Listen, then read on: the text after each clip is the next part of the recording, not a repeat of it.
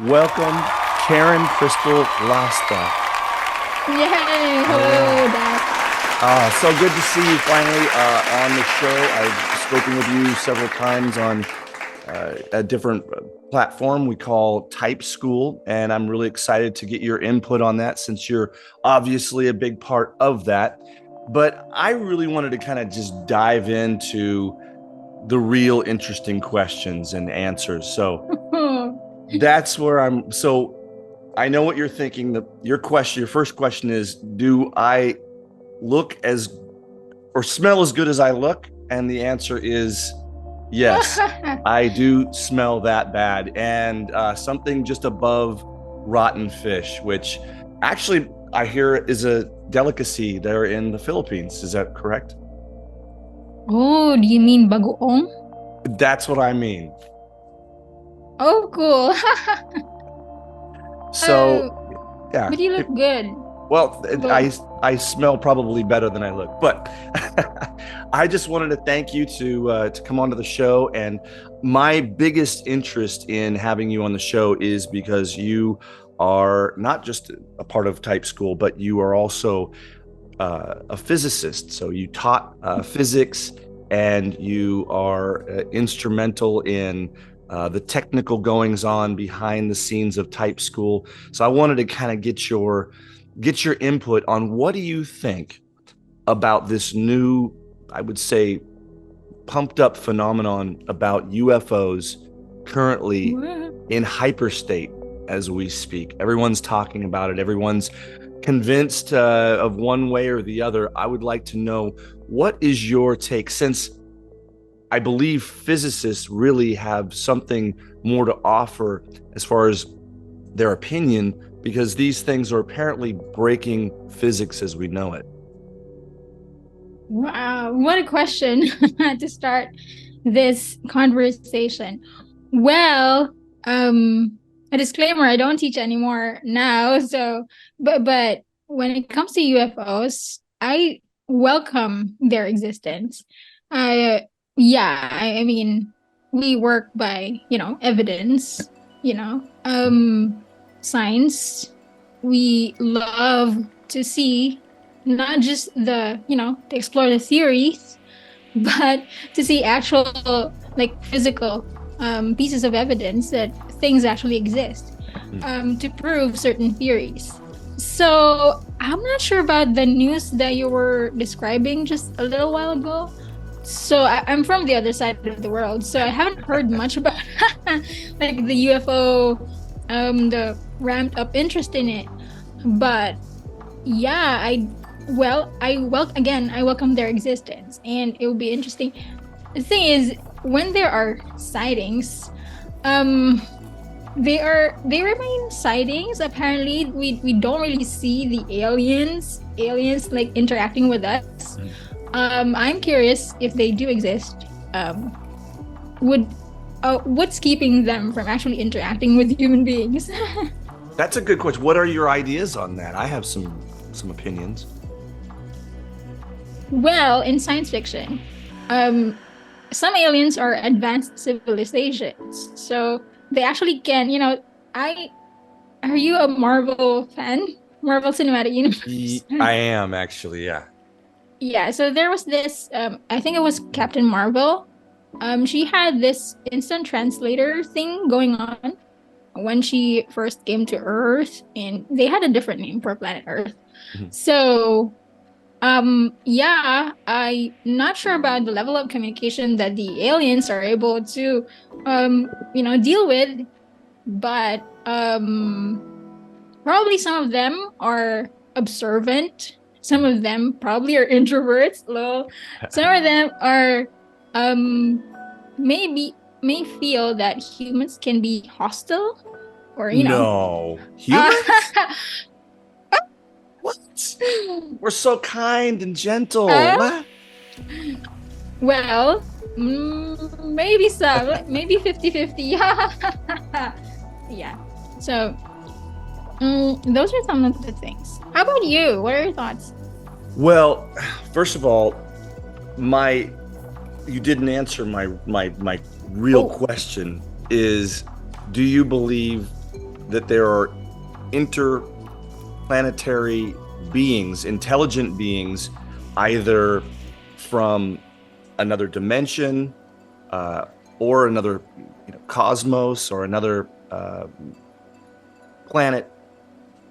That's part of it. But also, do you believe that there's a potential that they are from a future or a past time, and it's perhaps us visiting ourselves in the future from technology that was long ago discovered? So Oh, very interesting. there's some different ways of looking at it. Or do you believe that it's interdimensional, which isn't a part of another cosmos or another planetary system or solar system or galaxy? So what do you think the likelihood is that these are more interdimensional beings as opposed to time travelers, or as opposed to intelligent life from another planet, from another part of our galaxy or cosmos? Okay. Do you believe in any of those, or do you believe in all of those, or do you believe in some of those or none of them? All right. So my answer would be, interestingly, not what you expect, not what you would expect from someone who it has a background in physics, because it's coming more from my faith. So the thing is, so I believe that there are angels, but when they interact with us, they, like as photons interact with electrons, they act like matter. So when they do interact with us, I think that they interact with us in a way that we won't be shocked. So it means that they could show up as as human beings. So well, that's faith-based, not physics-based. But the analogy that I just told you about, like when light interacts with matter, and photons, electrons and photons. One seemingly has no matter, which is debatable. The other one is it's the building block of our universe, which seems to be the same exact electron, just repeated over and over again with no variance, no difference, and spinning at a we talk about an electron spin. It's different than what we consider like the planets rotating around the universe and spinning on their axis. These things are spinning at such high rates of speed, depending on their distance from each of the different set boundaries, from its atom. And I love thinking about stuff like this, because if you can't understand physics in the most microbial way, or you're not really going to you're going to have nothing to go venture into the possibility of there being actually intelligent beings that have traveled such a great distance. I think that is the least probable of all those scenarios. That's my personal belief, and I too have faith in interdimensional beings, as of angels, of an angelic form. But yeah, that would be the most likely scenario. The most likely, the least likely scenario. So, and probably, something in between. I don't know. That's my look upon it. But here's what I would rather suggest that our sightings are being currently. There's a lot of excitement because our Congress has demanded information, evidence of these crafts that are potentially a threat to our security. All right. And that's why they're having these hearings, and it's getting everybody, the Joe Rogan podcast, all the podcasts are jumping on board, like I'm doing the same thing. I'm shamelessly jumping on board a hot topic. And here's what I don't hear people talking much about, and what I don't hear them talking about is the physics of them defying our physics.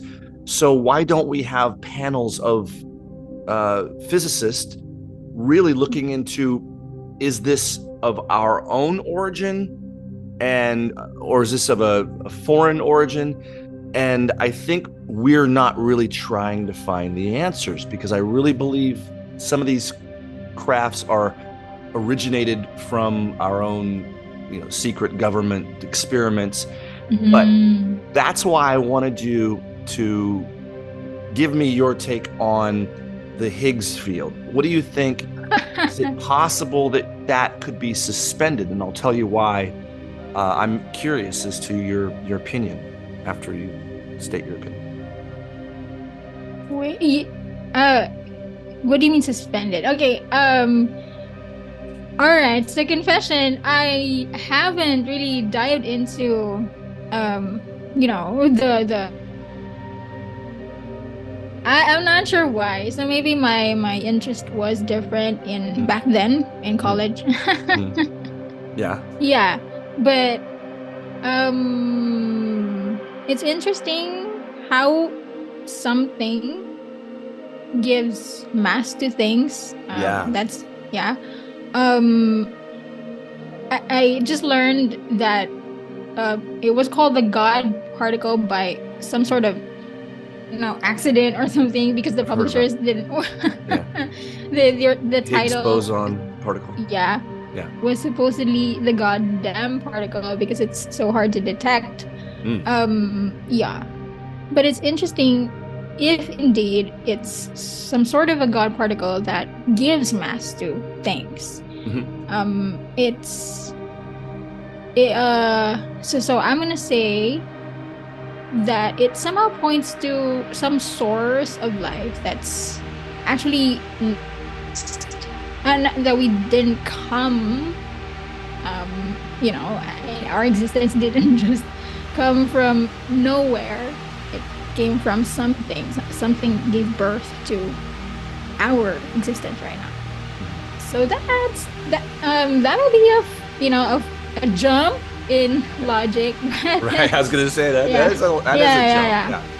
And that's where your intuition, I believe all of us have intuition, even though you're an ISTJ, you still have intuition. It's just not your go-to as it is mine.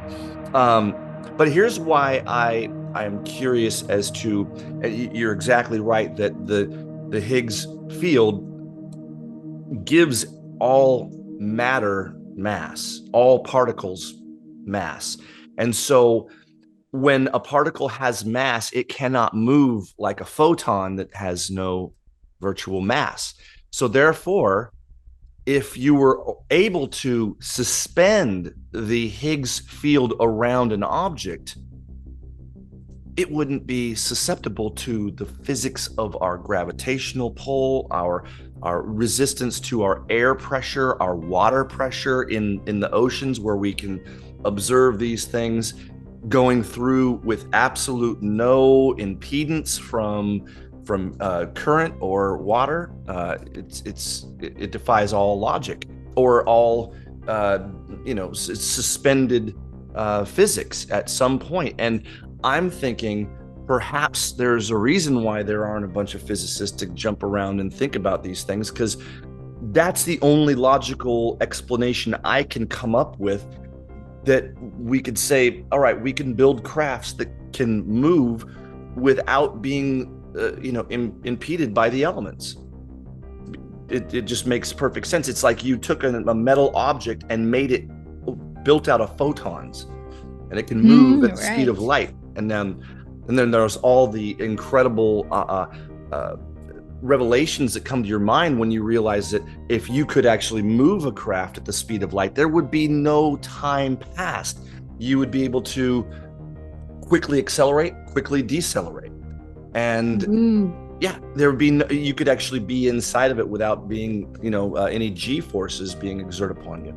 So all of your particles in your body would have no mass, because the suspended Higgs field would not interact with any of the particles. So I'm just thinking, what do you think? I've never talked to anybody about this. I just come up with these crazy ideas on my own, and I'm not a physicist.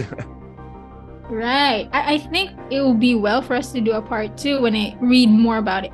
Mm, Because you know what? My interest comes from the moral or philosophical implications of something. So mm, if I can see, okay, now what you told, what you just described about, being able to, yeah, accelerate and decelerate, and nothing impeding your whatever action you're trying to do, mm, um, that can have some like this philosophical like implications, right?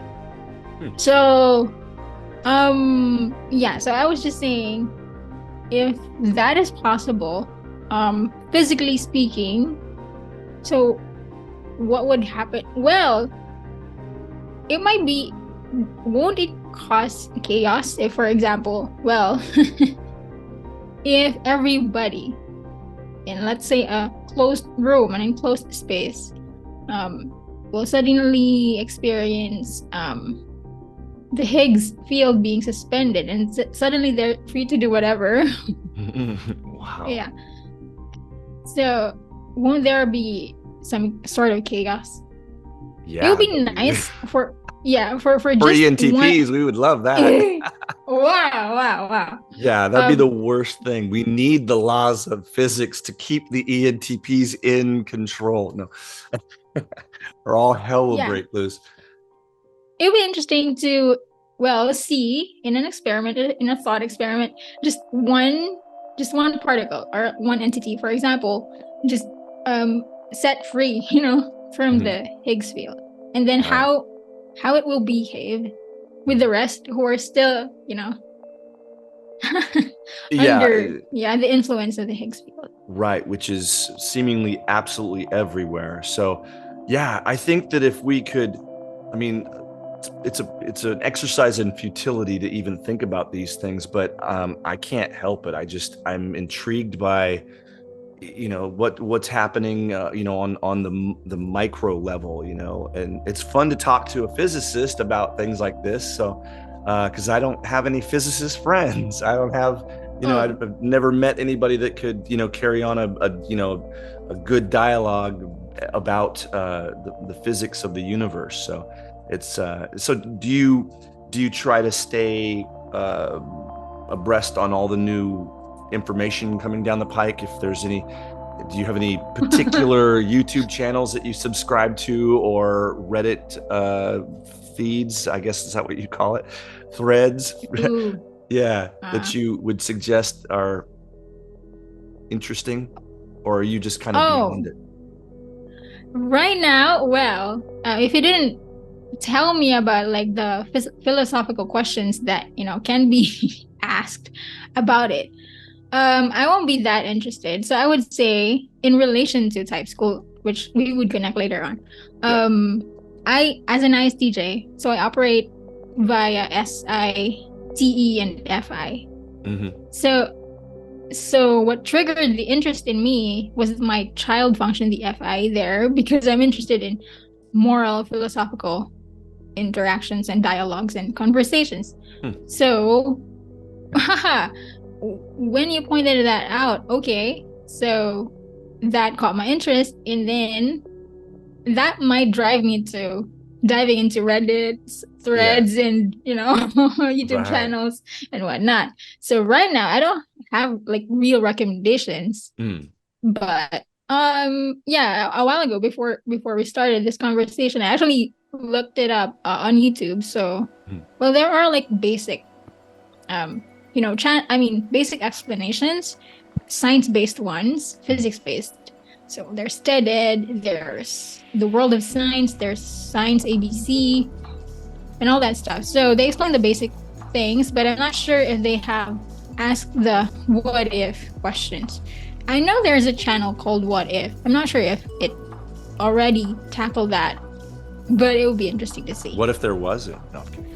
Uh, That would be a Yeah. great name. What if? What if? All right. So now getting back into the type school. So this is where I asked that because I just want to see if you're still staying hungry for physics, if you're constantly learning more, and because I have no training in it at all. I just I absorb as much information as I can, and I also use artificial intelligence to give me information that I cannot find, anywhere else, but for taking years and years of research.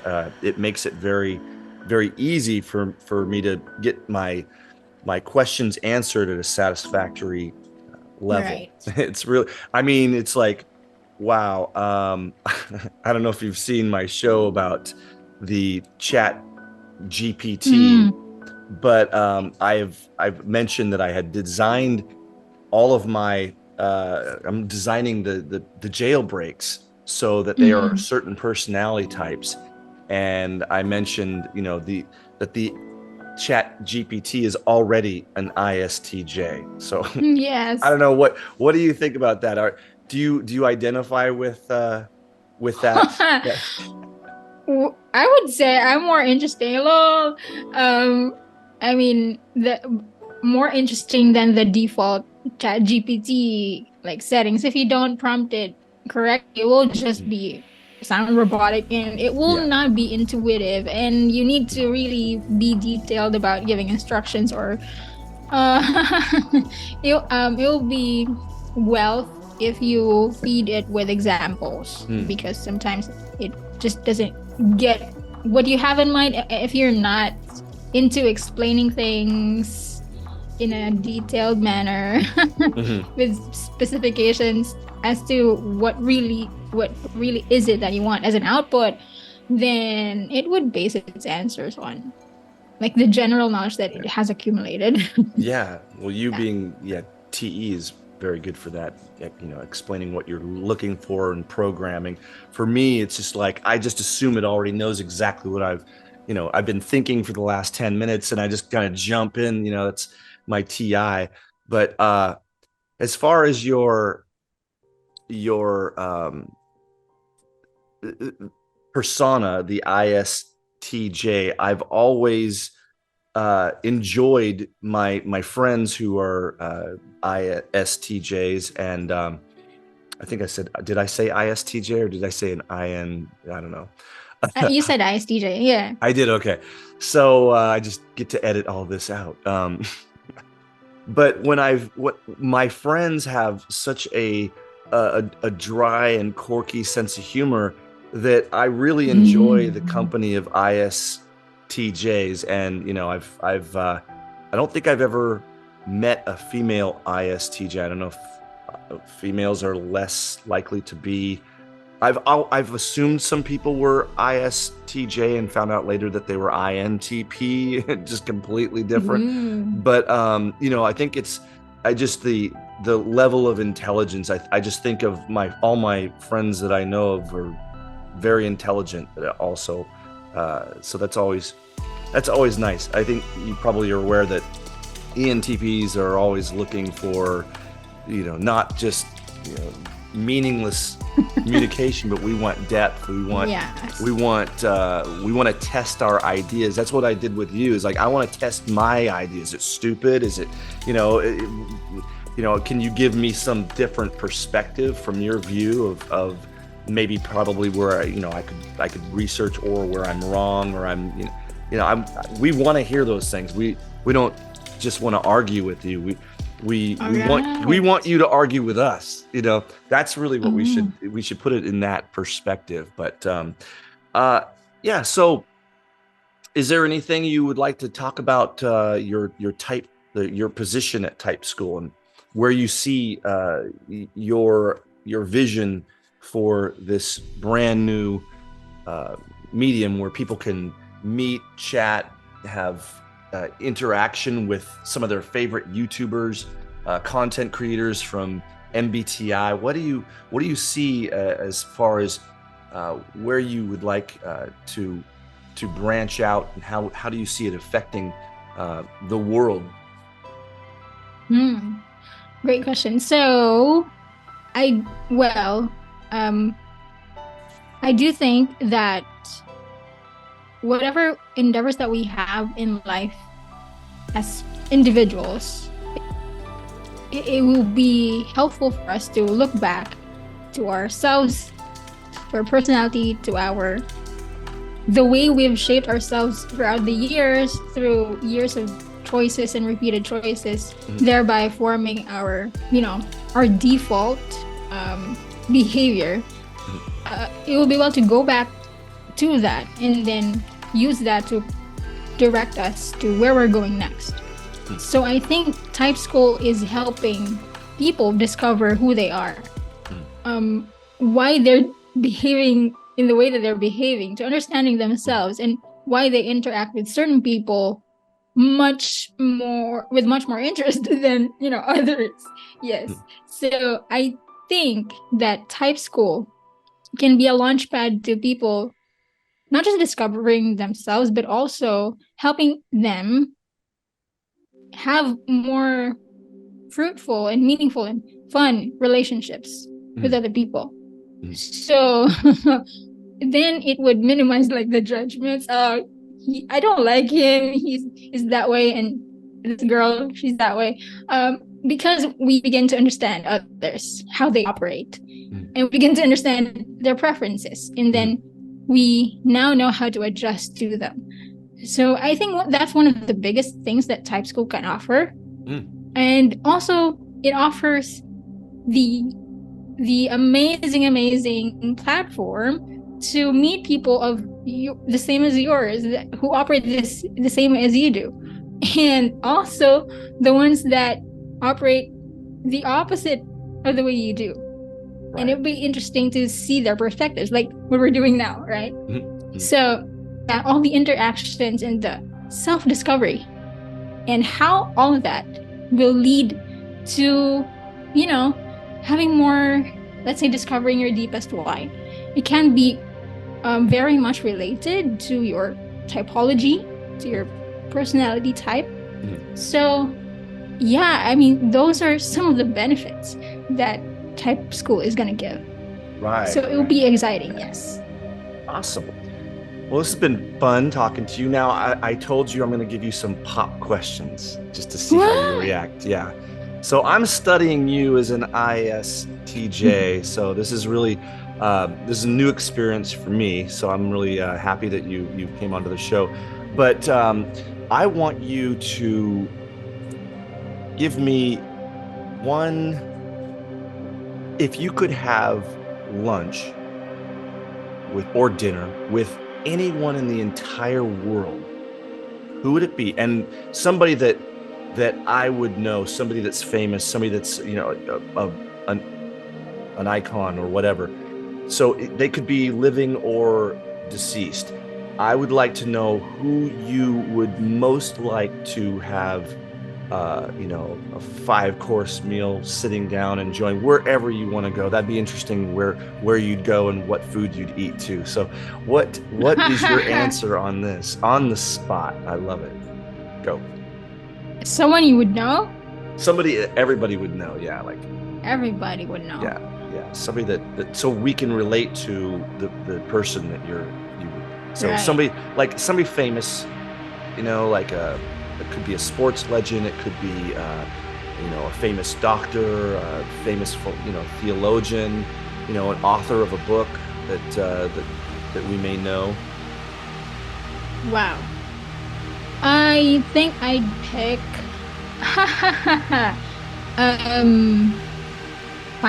Richard Feynman. Who is Richard Feynman? Oh, he's a physicist. Oh. So yeah, and he explains things really simply. So I think it's one of those that said something like, if you can't explain a concept to a 5-year-old, don't really understand it in the most fundamental level. So it would be lovely to have a discussion with him on things like, physics and the philosophical implications of the new theories that have arisen after his death, Yeah. Interesting. Oh, and then to just see the reaction of all the new discoveries, it would be like, what? Yes. So when did he pass away? What year? Do you know? No, I can look it up.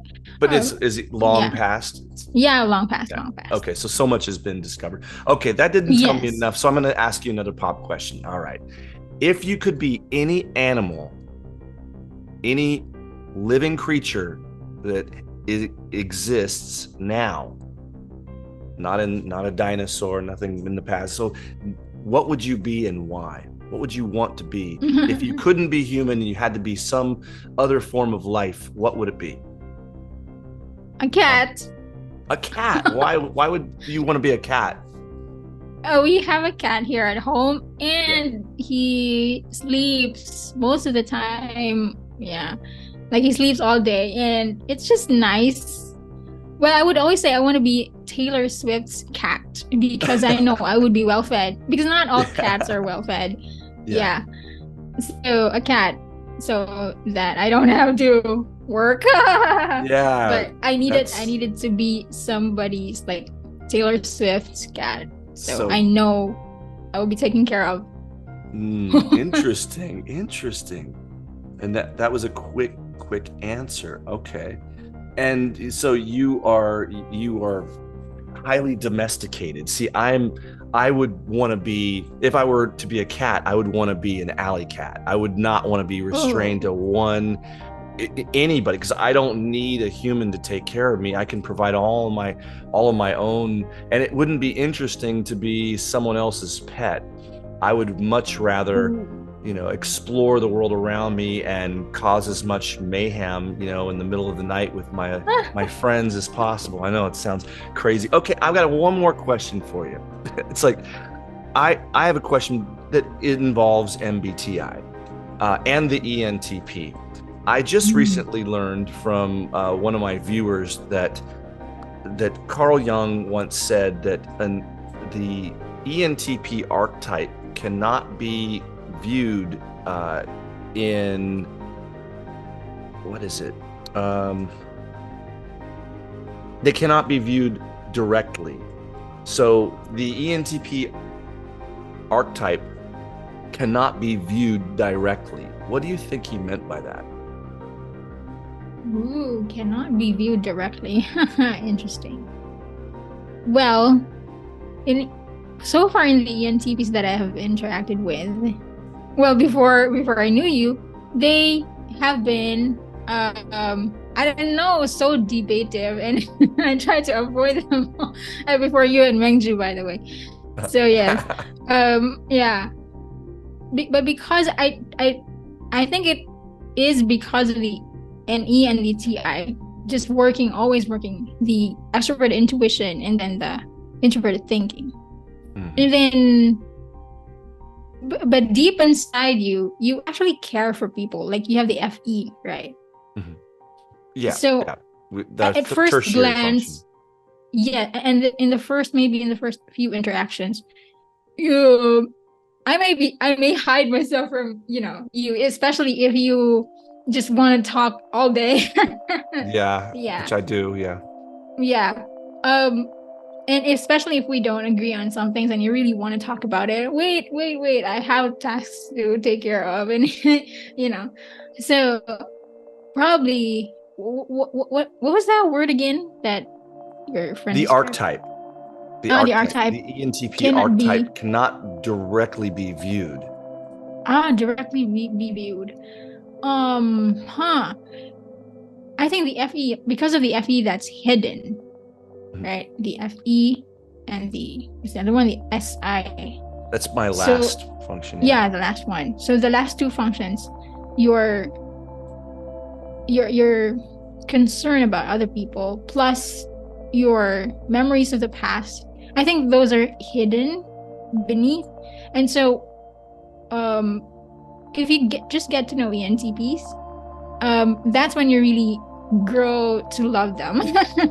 Maybe at first glance, I don't know, you may not be sure, but if you like view and make like impressions or judgments about them that are a little bit leaning into the negative, you may not be right. You may be far from right, because the real heart of the ENTP is hidden. Yeah, under all the noise that's in their head, all the things they're wondering about and the discussions that they have in their heads, and they want to get out with people, and that's the first thing you see. Yeah, but the real gem is hidden. I think that's what it meant.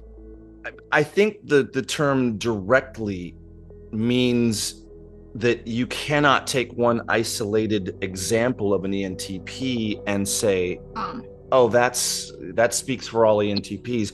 I'll give you the reason why. With each individual that I interact with, and I interact with many, many different people, I am completely different in each of the situations where I am tailoring my interests and my conversation to whatever it is that I can find in them, so that I might act completely silent around someone.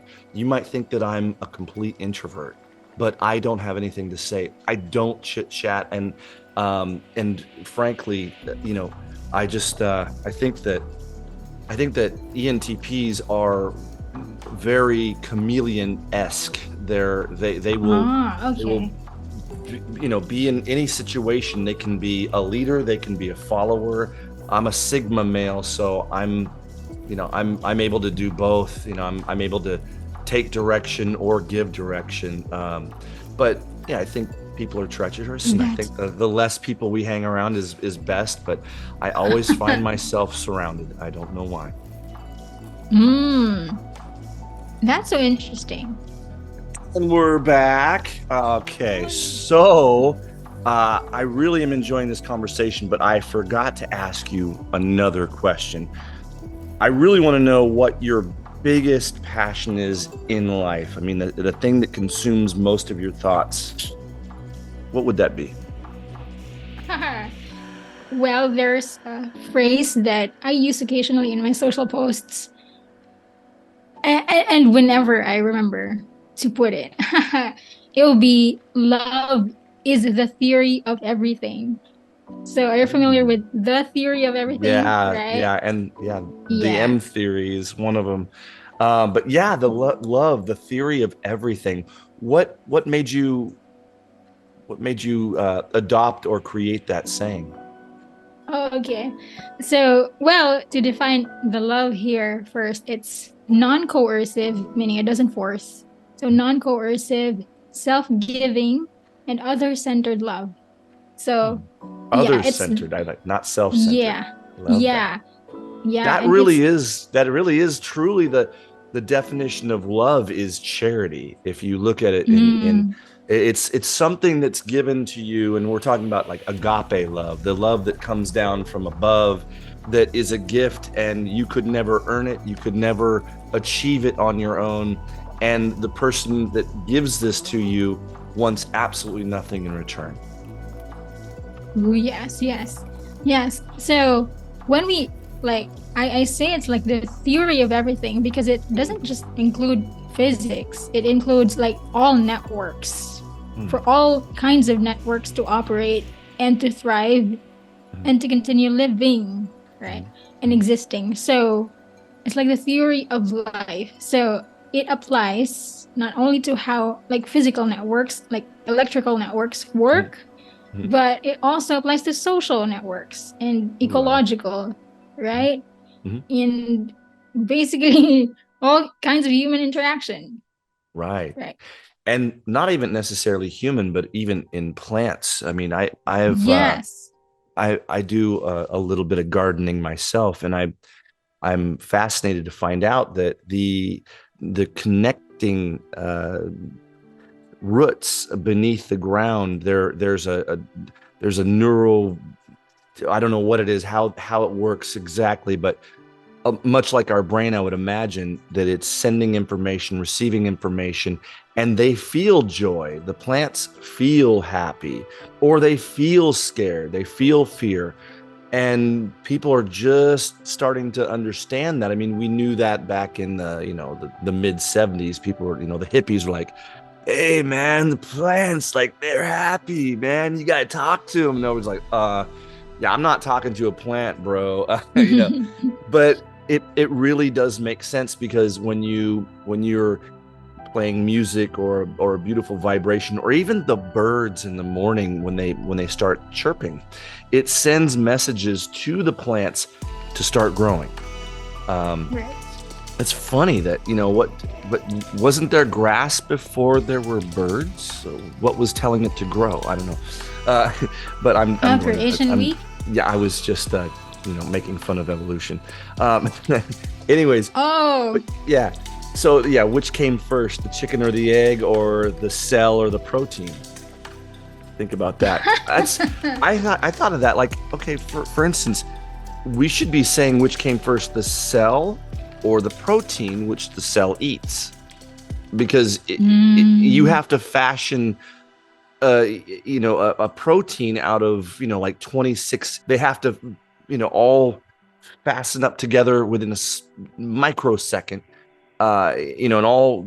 It's so complex that the likelihood of one protein being created in a sea of enzymes, amino acids, not enzymes. So you have all these different amino acids that are different from each other, 26 different ones to come together to create one protein.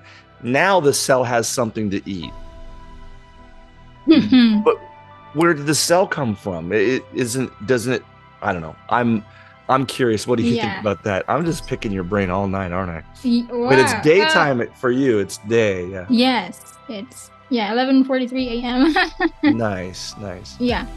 Well, this is like part of the, this is in the zone of interest, my zone of interest. So I do think that when things like nature and all that stuff came into existence, they came into existence in their mature state. So there's not like chicken or egg. It's like, and then okay, so it appeared and so God said and it was done, something like that. So I'm a believer. If you so mature state. So the chicken, right, and then it gave birth to eggs and stuff like that. But then more than linear, I do think that nature operates in a cycle. So it's circular rather than linear progress that came through years and years and years of evolution.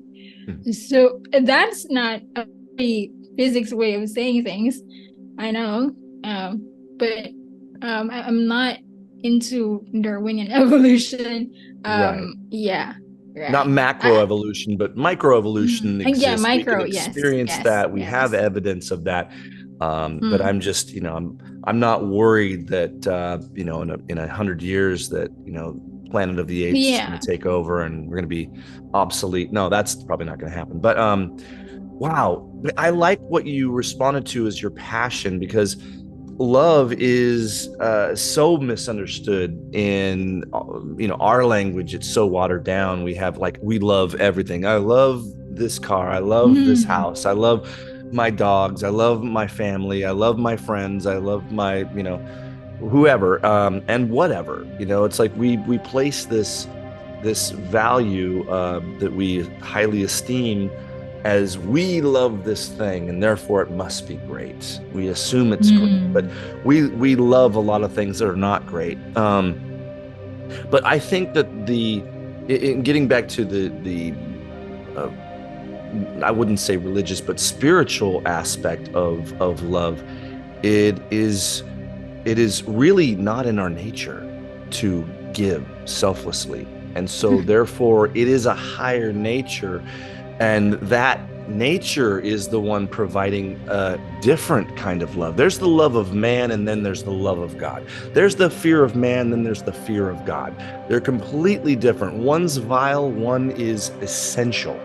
And so we have this misunderstanding of the word love, but it really translates best in English as charity. And this is something that in America, I can give to a charity, and then at the end of the year, the IRS is going to give me a check written for, 20% of what I gave. So then, the question is, to the religions of the world, if I'm supposed to give 10% and I give 10%, but I receive 20% back from the government, am I really robbing God? But their answer is always, well, you just need to give more, brother. So I have a level of disgust for religions organized where they control people, because I really believe, like Yeshua, or some people call him Jesus, but he was called Yeshua. He didn't have an organized building, attendance, right. Everybody come in, get, in Orange County, California, where I raised my children. There were things like the Crystal Cathedral, which are just these lavish, cathedrals. But in order to be there for Christmas or Easter or whatever day, especially the special days, you had to pay for your seat, a lot of money. Really? And the closer up to the front, the more you had to pay. Just like in a concert. And they justify that. It's like, do you really think this is the spiritual road and path that Yeshua wanted us to take? Or did he want us to go out in nature and just eat and drink and communicate with our fellow human beings about truth? And I think that there's no better thing that we can do, like in Ecclesiastes, is enjoy what you eat, enjoy what you drink, enjoy the toil of your hands. And above all, we can do nothing to worship God with our hands. So it's only that of a good conversation that really could please God. And because it's his truth, not our truth. We don't say, I have my own truth and it's separate from your truth and everyone else's truth. Well, it's probably not truth. It's probably just your perception of reality. But like I tell people, we're all using the same consciousness, but we're using it in different ways to obtain what we believe is reality, but none of us have it all right. Right. Yeah. I want to add to what Yeshua probably wants. I just learned that the Greek soter for savior actually implies not just a savior who is about justice and giving justice, but it's also about saving people from their diseases and maladies, and the whole healing, holistic healing. So I'm into that as well. So I appreciate the connection of the body and the mind and everything, the whole human, and in the healing process. And what Yeshua would have probably wanted his followers to do is probably what he did most when he was on earth, and that was healing, right? Spending so much time with people. And in our day and age, I do think there's a lot of, especially when the pandemic came. So I think there was a heightened, ramped up interest in not just physical healing, but also psychological, mental healing. So more than debating on the human and the minor things, I think it's really important to help people heal, Right. Yeah. And I think, first of all, being intuitive is really helpful for people to develop faith, because they're already not relying on sensual information to create their beliefs. They're essentially putting it all together in the big picture. At least for me, that's how my mind works. So I'll think of all the different connections, and then I'll see those connections, and then it's like Jung called it synchronicity. It is, to me, confirmation that I'm on the right track, but it must line up with the law, with the unchangeable laws of God, and just as the universe has its laws, God has its laws, his laws, and we're not we're not required to challenge them, but I do believe that God honors us to question everything. I don't think he wants us to just Right. blindly say, I accept this. So for me, I want to think, well, how did Yeshua feed 5,000 people? Did Mm.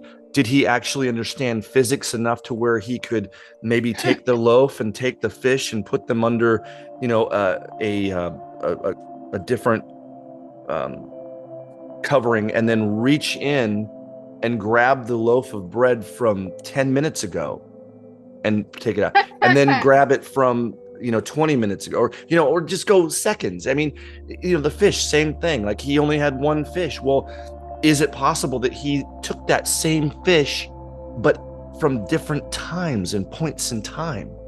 We don't know. And where Ooh. we see, this is why I can easily accept the word of God as being, well, I don't know everything, therefore I should Mm. not be saying, well, I'm too smart for this. In fact, I love it when people, because everybody, people around my circle, they know I'm a minister, I'm an ordained minister, and I believe in God, and I'm always up for any discussion on any religion or any topic, without judgment. And Mm. I have friends who are satanic. I have, they really believe that they're, worshiping the devil, but yet they still like me. I mean, I'm an ENTP. Oh. I'm both, devil and angel. But I mean, honestly, without structure, without moral fiber, it is the ENTP is the absolute worst of all 16 Ooh. types. In fact, did you see just today, Frank James did his 16 personality, which are the very best and which are the very worst of all Wow. 16. I know it was like, he's got to be kidding, right? Well, immediately he puts the ENTP at the worst, and then he keeps, he's Wow. doing all this stuff, and then he keeps coming back and saying, "Hey, how's the weather down there, ENTP?" And then he's coming back, and he's like, "Okay, well, meanwhile, the ENTP, once they figured out who was the the very best, the ENTP was kind of working in the background to position himself or herself to get up to the very top. Eventually, we are the very best instead of the very worst. At the end, you have to watch it. We're the very best in his opinion. But I believe, like I wrote to him, I said, I believe you're 100% right. We are the very best and the very worst. If you look at the Antichrist, everyone knows Lucifer is an ENTP. But Mm. if he's a direct carbon copy of the Christ, then the Christ must also be an ENTP. A lot of people say, well, I Mm. think he was an INFJ. Well, Yeah. but I don't know that many INFJs that can get up on a mountain with a commanding presence and Mm. with the confidence and the flair and charisma and the different look of the rabbis were shocked that he was bringing up things that people weren't really, they weren't even questioning, they weren't even thinking, they were thinking about this in a whole different way, and Wow. turning everybody on their heads. That's what we love to do. We love to make people question themselves, even if we have to just make up something like, hey, I'm a vampire, what do you think about that? I mean, when we're like teenagers, and make people go, ooh, what's that? Just to freak people out, just for fun, for a night.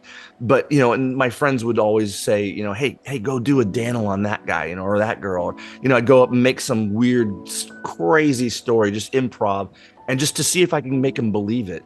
So then I can show them, look how easy you have believed in nonsense. What else do you believe in?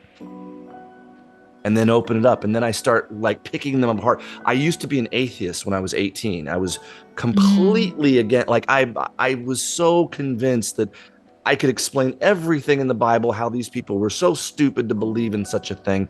But I had my experience, my Saul, my Paul experience. And it definitely changed me at an early age. And if it weren't for that, then, the direction of my life would have been completely self-absorbed, completely narcissistic, and lacking in any empathy whatsoever. Because when you put yourself on such a high pedestal, you begin to believe in your own delusion. And that's why, full circle, when people around me, they know that I'm a minister. They want to debate whether or not God exists. And when they say they don't believe in God, I laugh and I say, so you must know the definition of God, because you know that God does not exist. So what's the definition of God? Mm. Well, it You doesn't asked matter me. because there isn't one. Wait, Oh yeah. there is God. There are gods. There is a word called God. It has a definition. What's your definition? I mean, I get animated, like if I see just this arrogance coming out, I'm like the bully of the bullies, People who think they're high and mighty and arrogant, I like to bring them down. People who are humble, I open my life to them.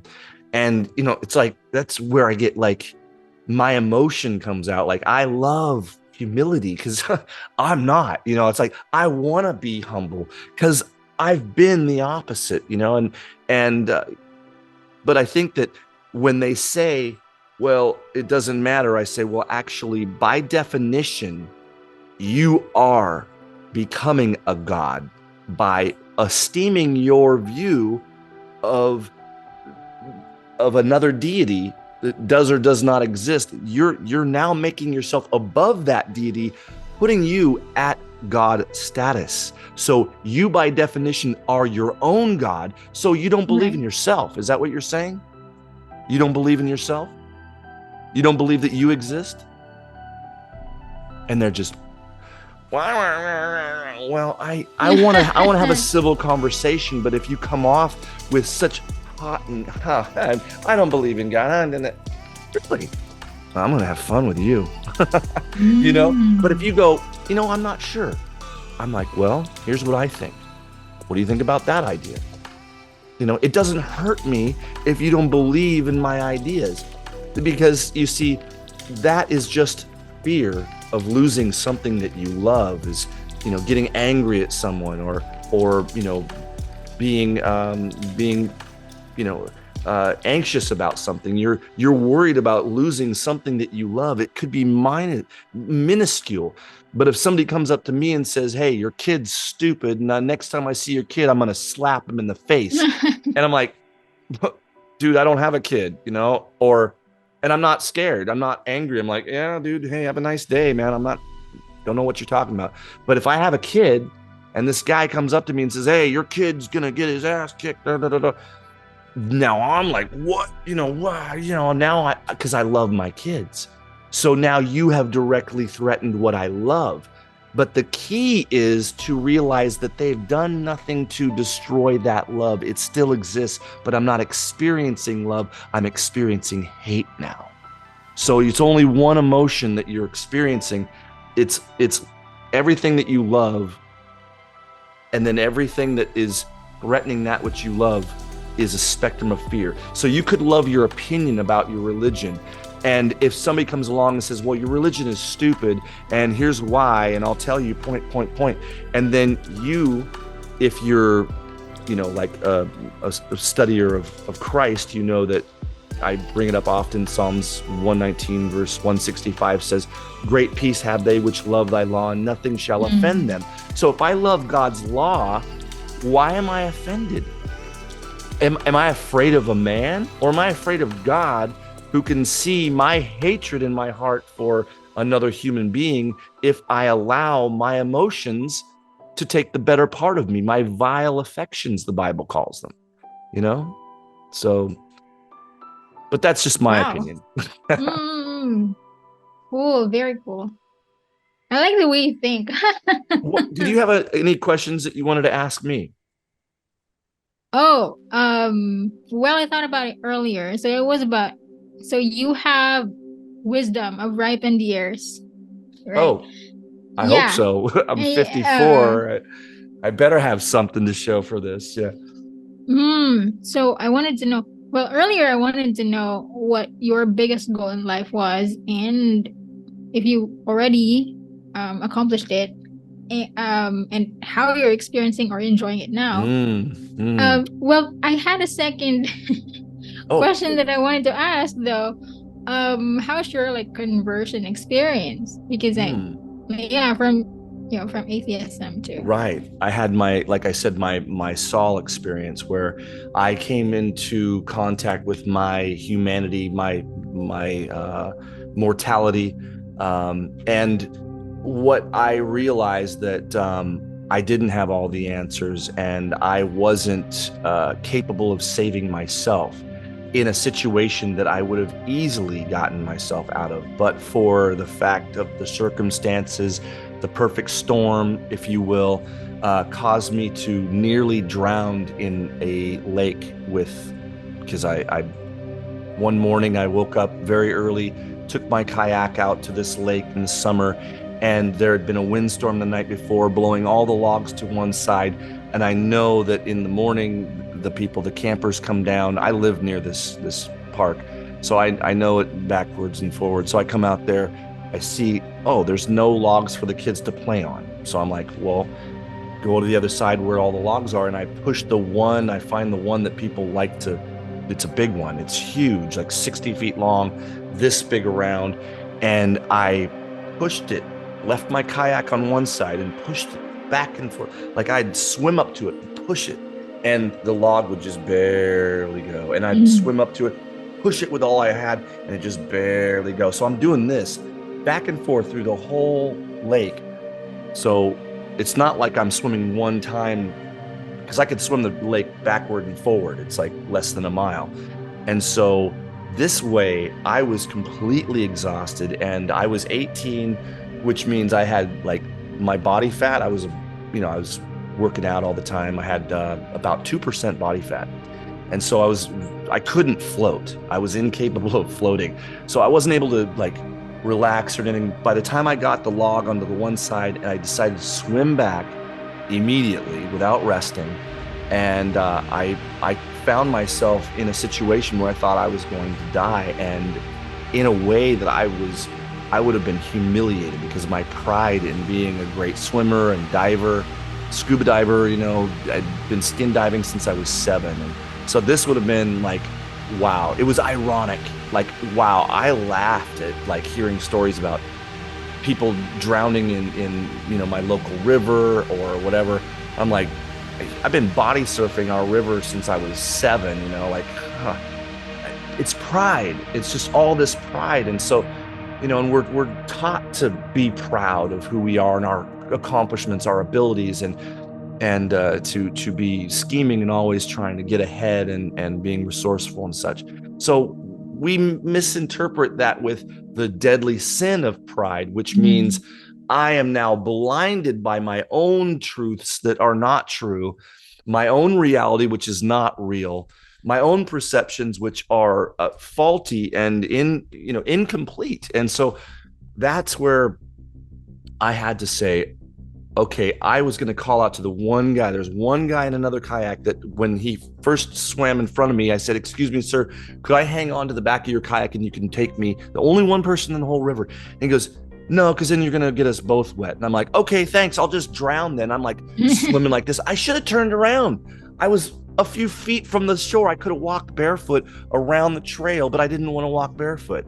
It's like, okay, I didn't even clear my mind to turn around.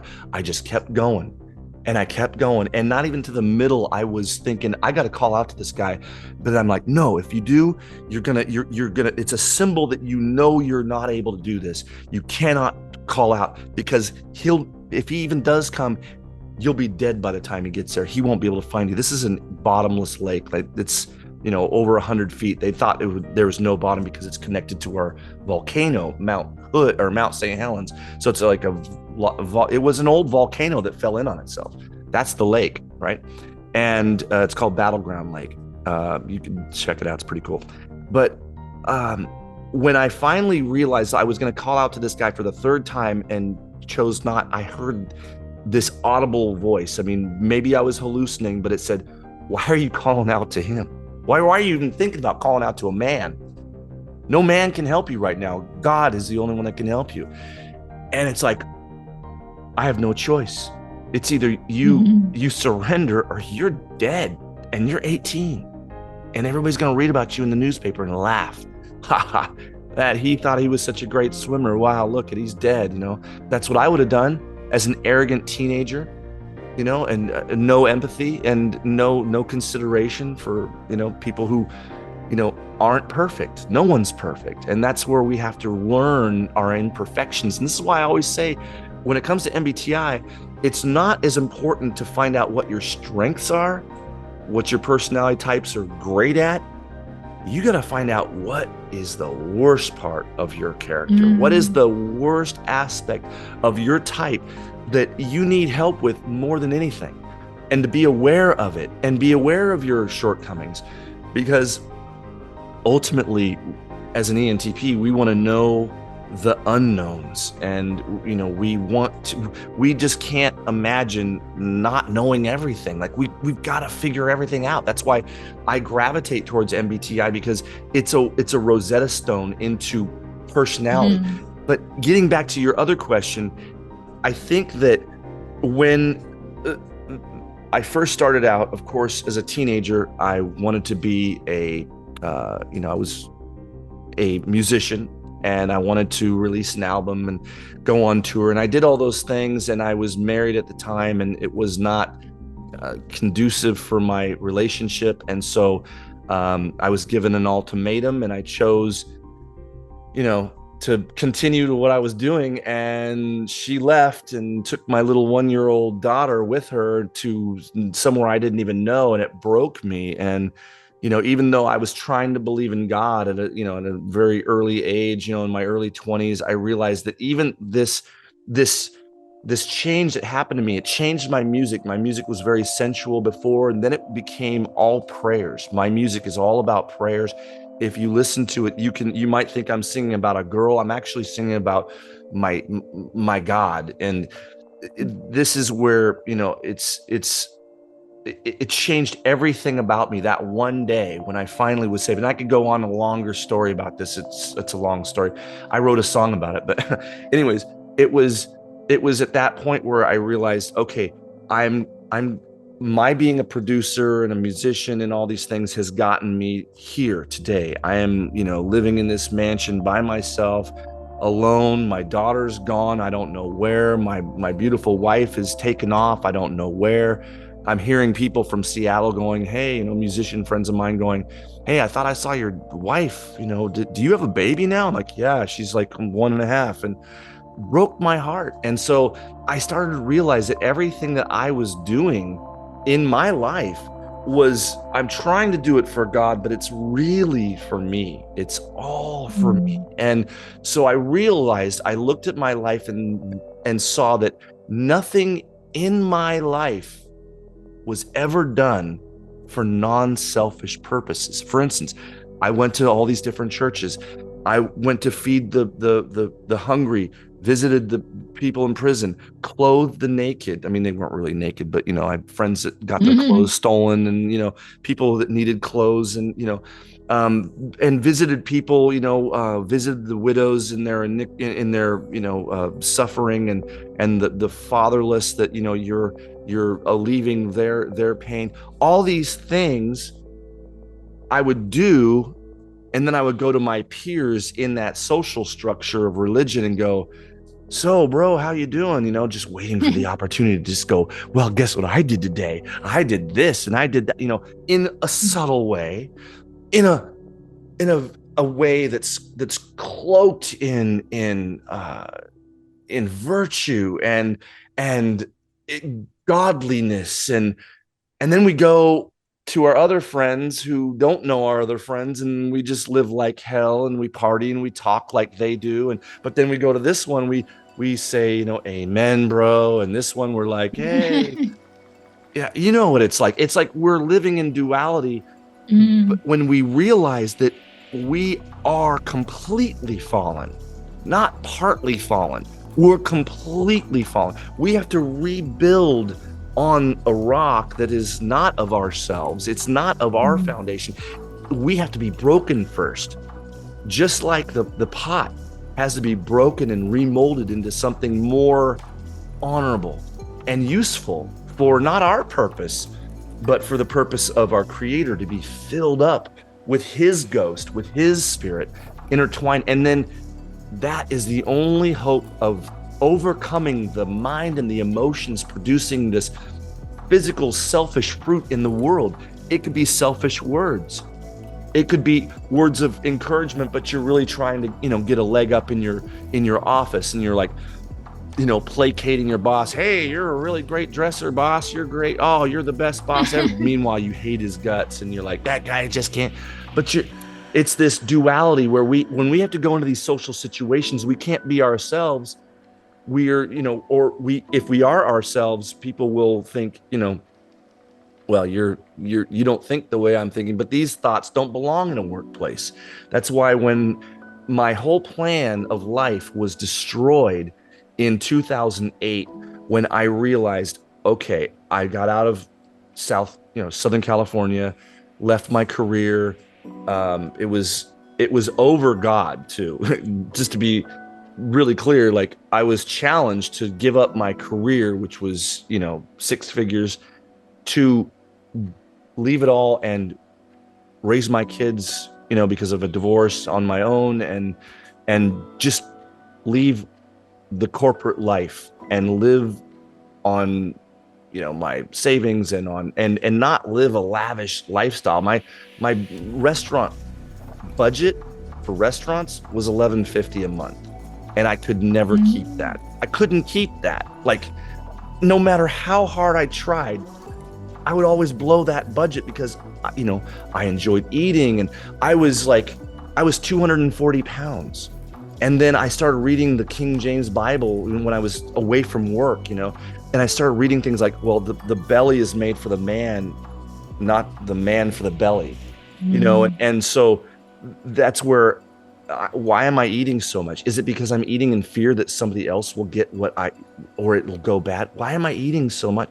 So I dropped immediately, down to, 195. I'm, tall. So that's, I never looked fat, but I was fat. I went from 2% body fat to probably 22% body fat, So, and I wasn't living healthy. I was sitting in my office day after day, and enjoying it, but not getting any fulfillment of God in my life, like no meaning in my life. And so when I started to really do the research and I started just memorizing scriptures and my kids too, it's like they went from the Disneyland dad to now dad's home all the time, every day. And, and I haven't worked in 18 years going on. So, every day is like, I live within my means. I still live an extravagant life. Don't get me wrong. I mean, but I could live in a tent and I have lived in a tent in the mouth of a volcano when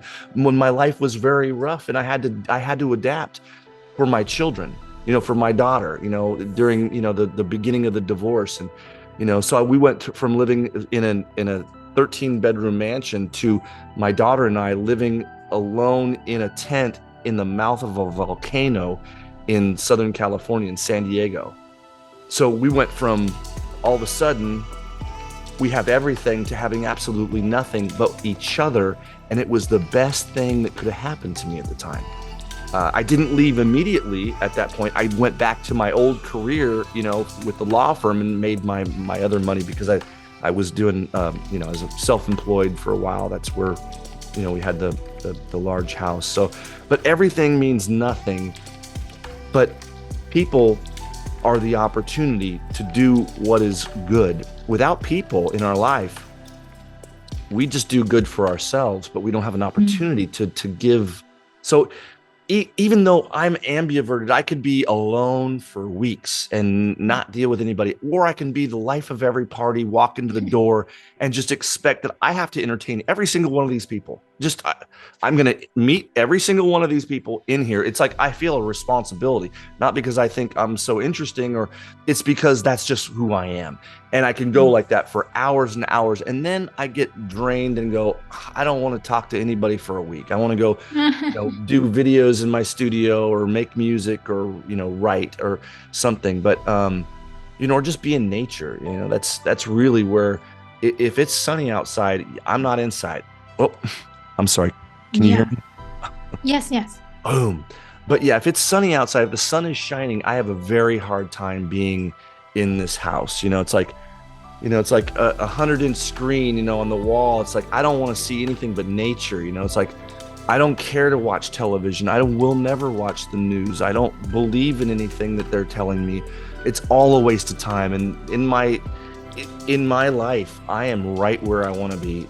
I didn't realize life could be this perfect, but it's only because I'm resolved to love nothing in my life except for the Word of God. That is the main passion that I have, is knowing the Word of God, because I want to be right about everything. And not my right, what's right for me or what feels good. I don't even ask myself that question. I don't have FI in my pocket here. I don't use FI. I'm like, when people ask me how I feel, I'm like, hungry? I don't know. I'm tired. I want to take a nap, But it's like, I never think about how anything makes me feel, but I do feel everybody in the room when I walk into it, because I've had to suffer to develop my tertiary function, which is my extroverted feeling. Yay, you're back. All Hello. right. Hello. Good morning, Starshine. The Earth says hello. Do you know what that is? No, I'm afraid not. It's another But it, ENTP, famous ENTP, ooh. and it's performed by Johnny Depp. Go. Oh, Johnny Depp. So I'll say it again. Good morning, Starshine. The Earth says hello. Do you know what character that was? Nope, I don't. It was Charlie and the Chocolate Factory, the new one. Oh, really? Yeah, yeah. So he played Willy Wonka, another ENTP. I'm more like the first Willy Wonka. Remember the one that sang all the time? Did you ever see Willy Wonka Yeah, and the yeah. Chocolate Factory? Yeah. Yes. What did you think of Willy Wonka, the old one? I haven't seen the new one. The old one. Oh, sorry. I only remember Charlie. I can't picture in my mind right now the face of Willy Wonka. Yeah. I just know that I like Charlie, lol. Yeah, yeah. And chocolate too, right? Well, yeah, yeah. Okay. Of course. So you're a sensual person, so you are more connected to your senses than someone like me, where I'm like oblivious sometimes of my surroundings. I mean, I could be talking with you, staring right at you, and not even see you. I'm seeing some, invention in my head that I'm putting together, or I'm mapping out, how to get from point A, like how I'm going to get the hell out of here, on the traffic. And I'm going, and I'm like, okay, so I'm going to take the I-85, go north, and then 3 miles. I'm going to, okay, so okay, I'm going to go. I'm like mapping it through, and I'm like, sure. And I'm just like, oh shit, what are they saying?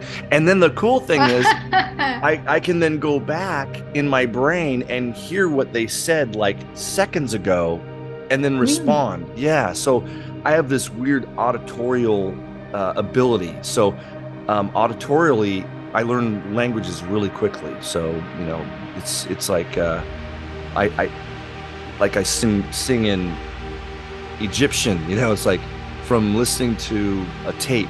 That I couldn't read the writing. I didn't know it was all written, weird. But it's like those things stick in my mind. Like, okay, what did he just say? Yeah, it'll be it's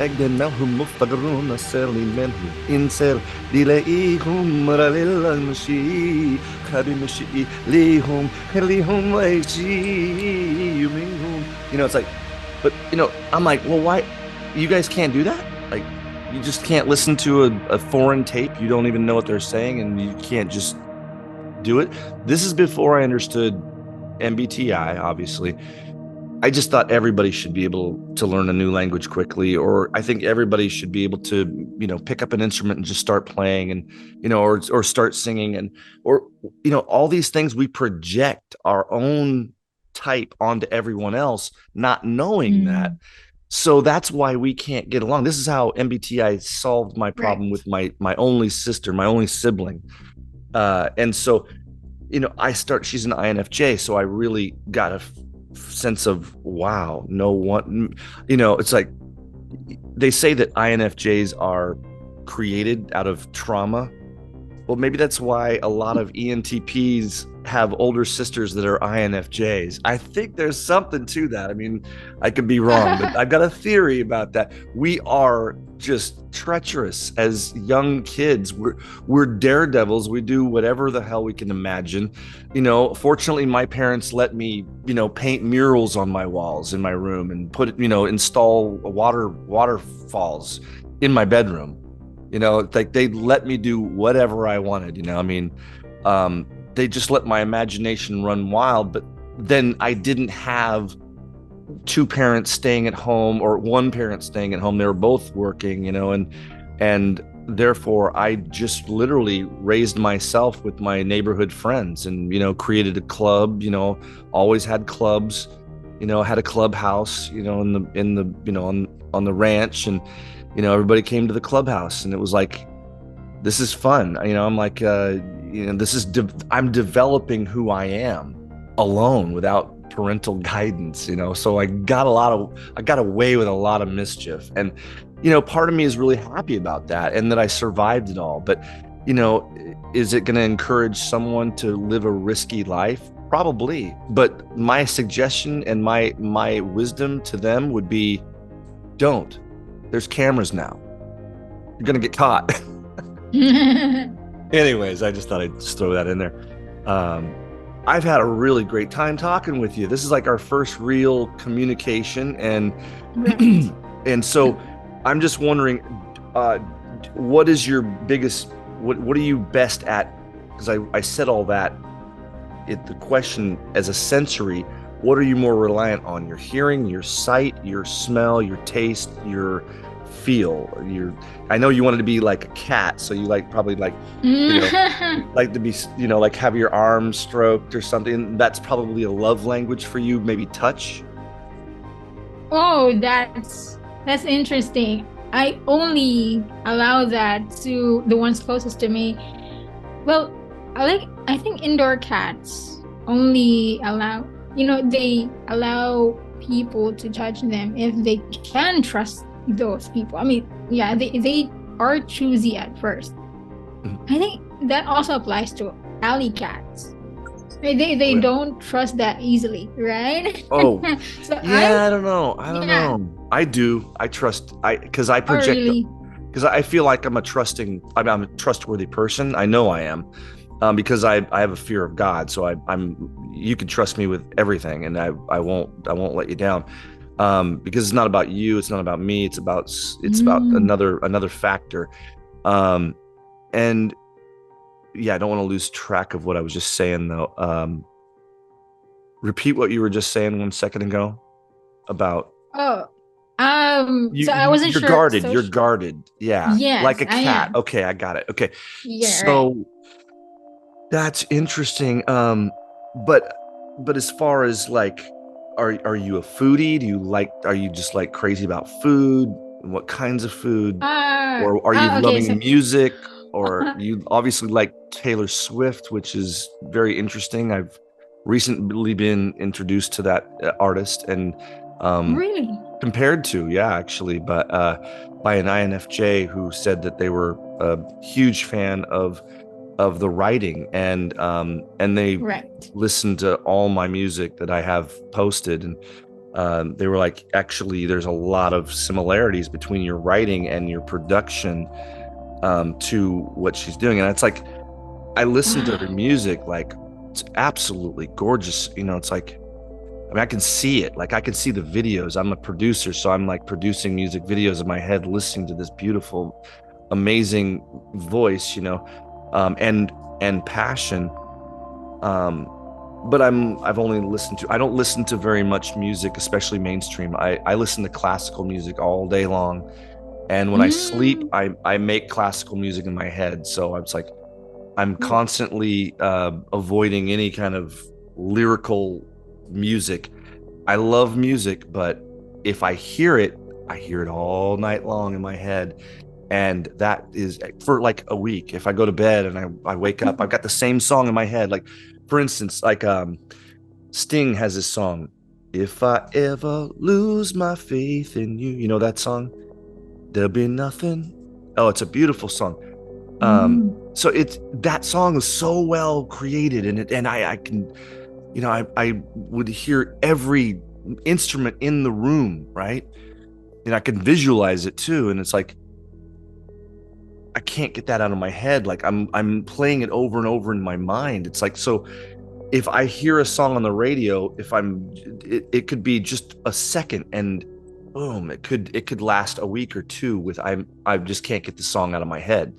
So I've chosen to flood my ears with it. So I'm desensitizing myself, and I won't watch television. I don't want to hear these people's words written by comedians, or, well, some comedians. I like comedy. I'm a comedian myself. So, but where is Yeah. your biggest sensual draw that takes up most space in your brain? I do think it's music too.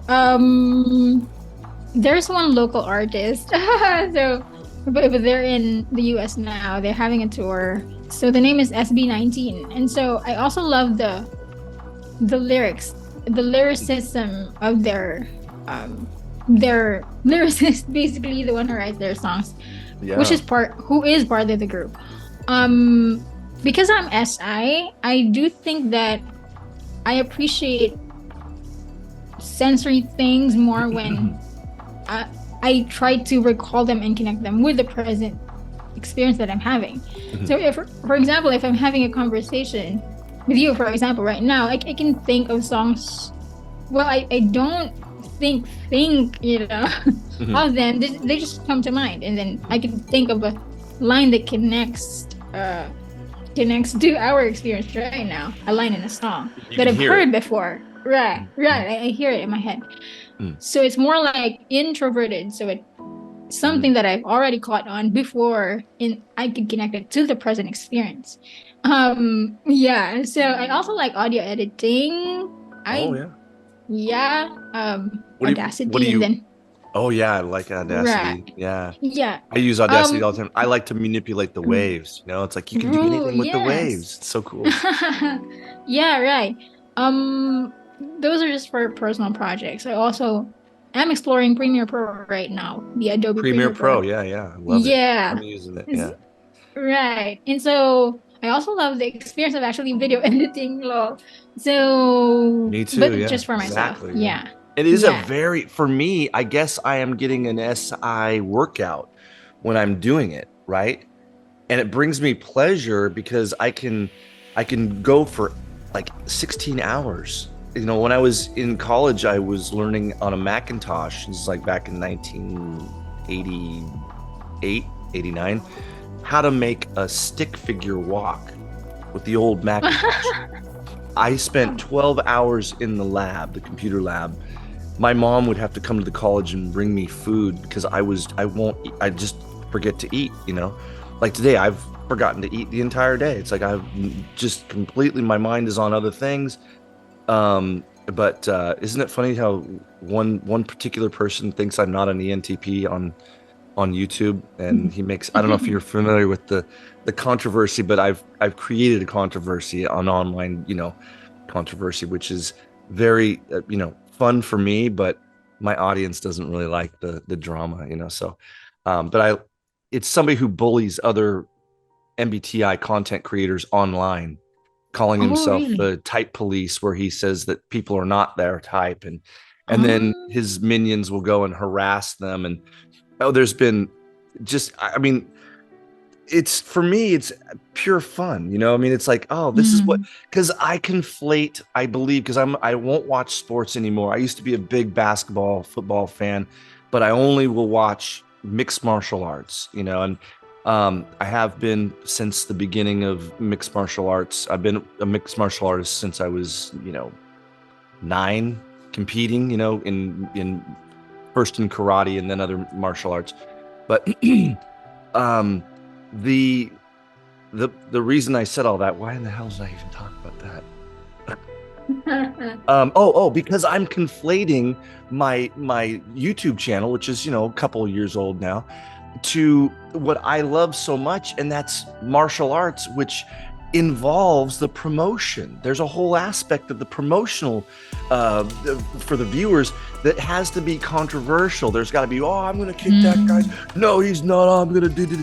But after the end of the fight, they hug each other. You know, it's like they love each other. It's like they just pushed each other to the very limit. But what this other, you know, my other counterpart in this drama doesn't understand is, you know, I really do like him. I'm just being, you know, I'm just being a bully to him because he's bullying all these people. I'm trying to teach him a lesson.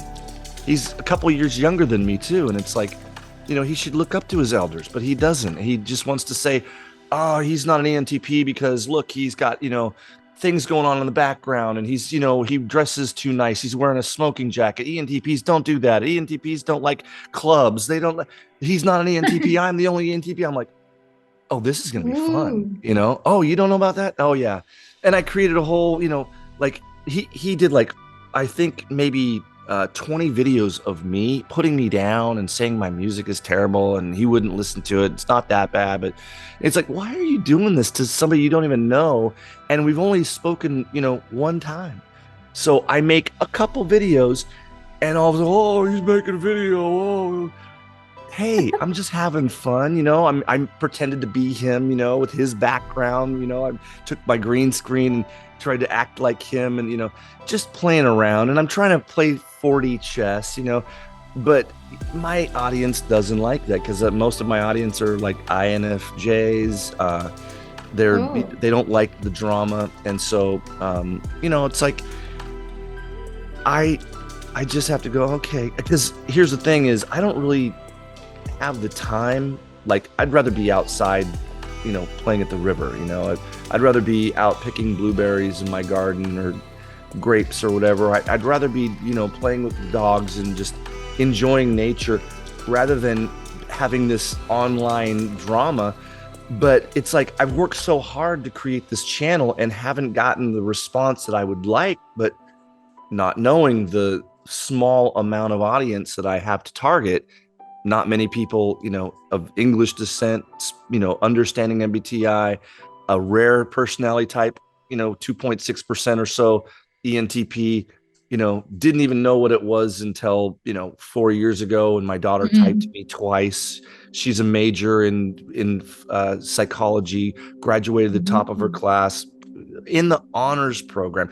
I think she knows her dad better than some guy on a YouTube channel. It's the audacity, and it intrigues me, and I want to play. I want to go, oh, let's have a war. Come on.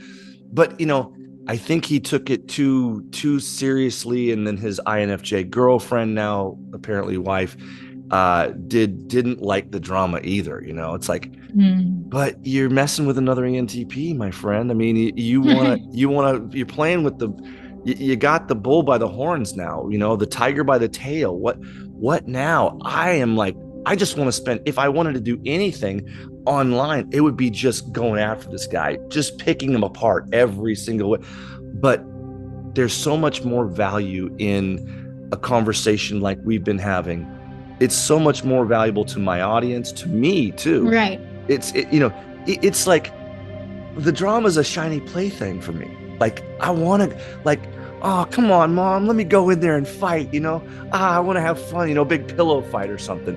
That's what it is to me, you know?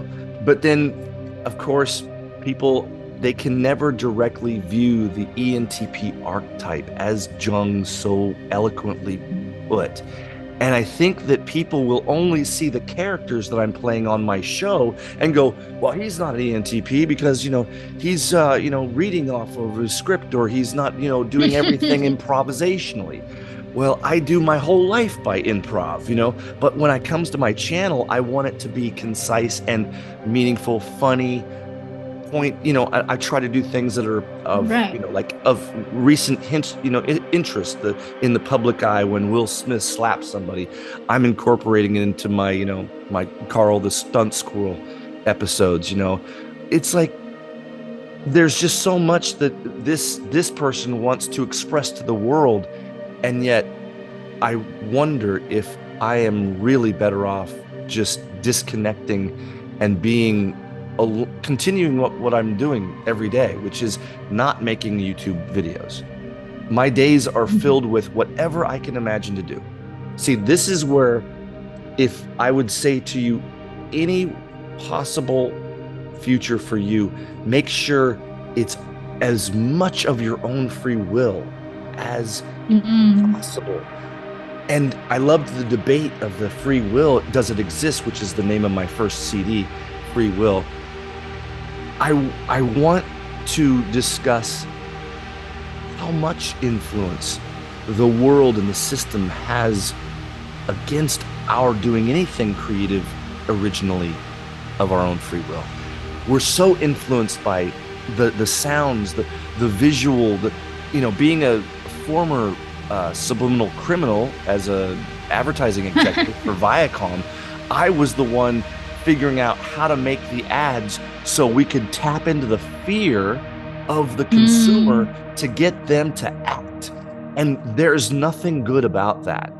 And to leave my career, I had to leave. That's why I went to college, is to be an advertiser. It was everything I ever dreamed of. I read a book when I was 9 about subliminal suggestion and how it's incorporated.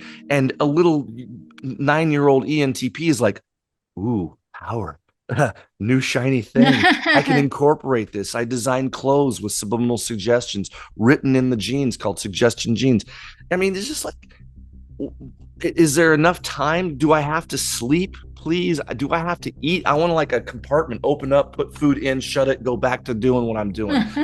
And people don't see that part of me. They only see what's on the screen, as that I'm doing the robot and hello, I'm reading, the viewer mail, and it's a character. And it's like, I'm a character of a character of a character. And this is why you really need to be around.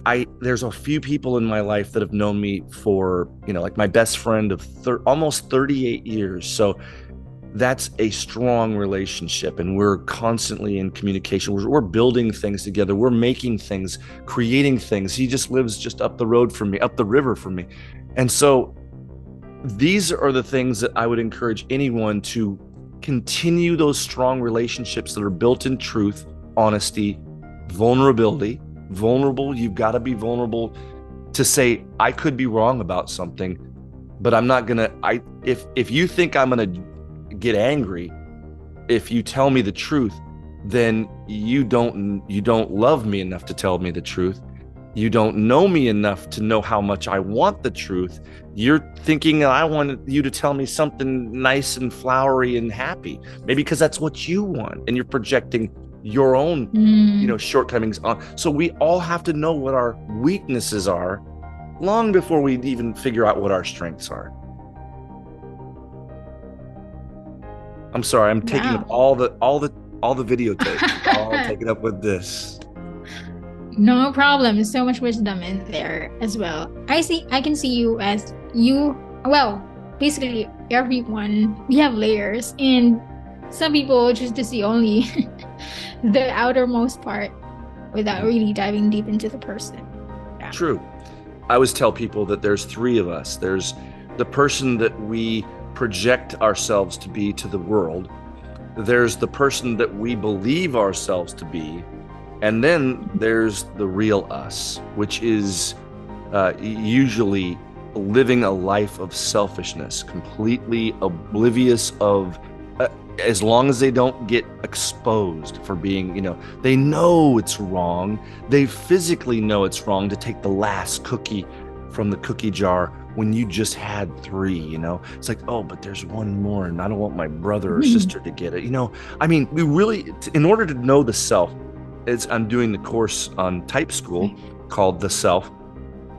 I've been writing this book, Knowing the Self, based upon the tendencies of the physical person, the outer person, then the 2 main functions, the chemical and electrical, the chemical being the glands, the electrical being the lobes, emotions and lobes. That's S-E. S is for the spirit, that. And so then the F is the flesh, the outer, the last part of us. But it really, the spirit is so quiet inside of us because our spirit actually needs spiritual food. to grow. Mm. Which, when I say spiritual food, anything of truth, anything. If you read Psalms 119, which is my favorite psalm, and it's also the longest chapter in the Bible, it's also marked by, the shortest chapter in the Bible is 117, Psalms 117. So 118 is in the middle of those. Oh my goodness! Did I do it again? I can't hear myself. It's probably a good thing.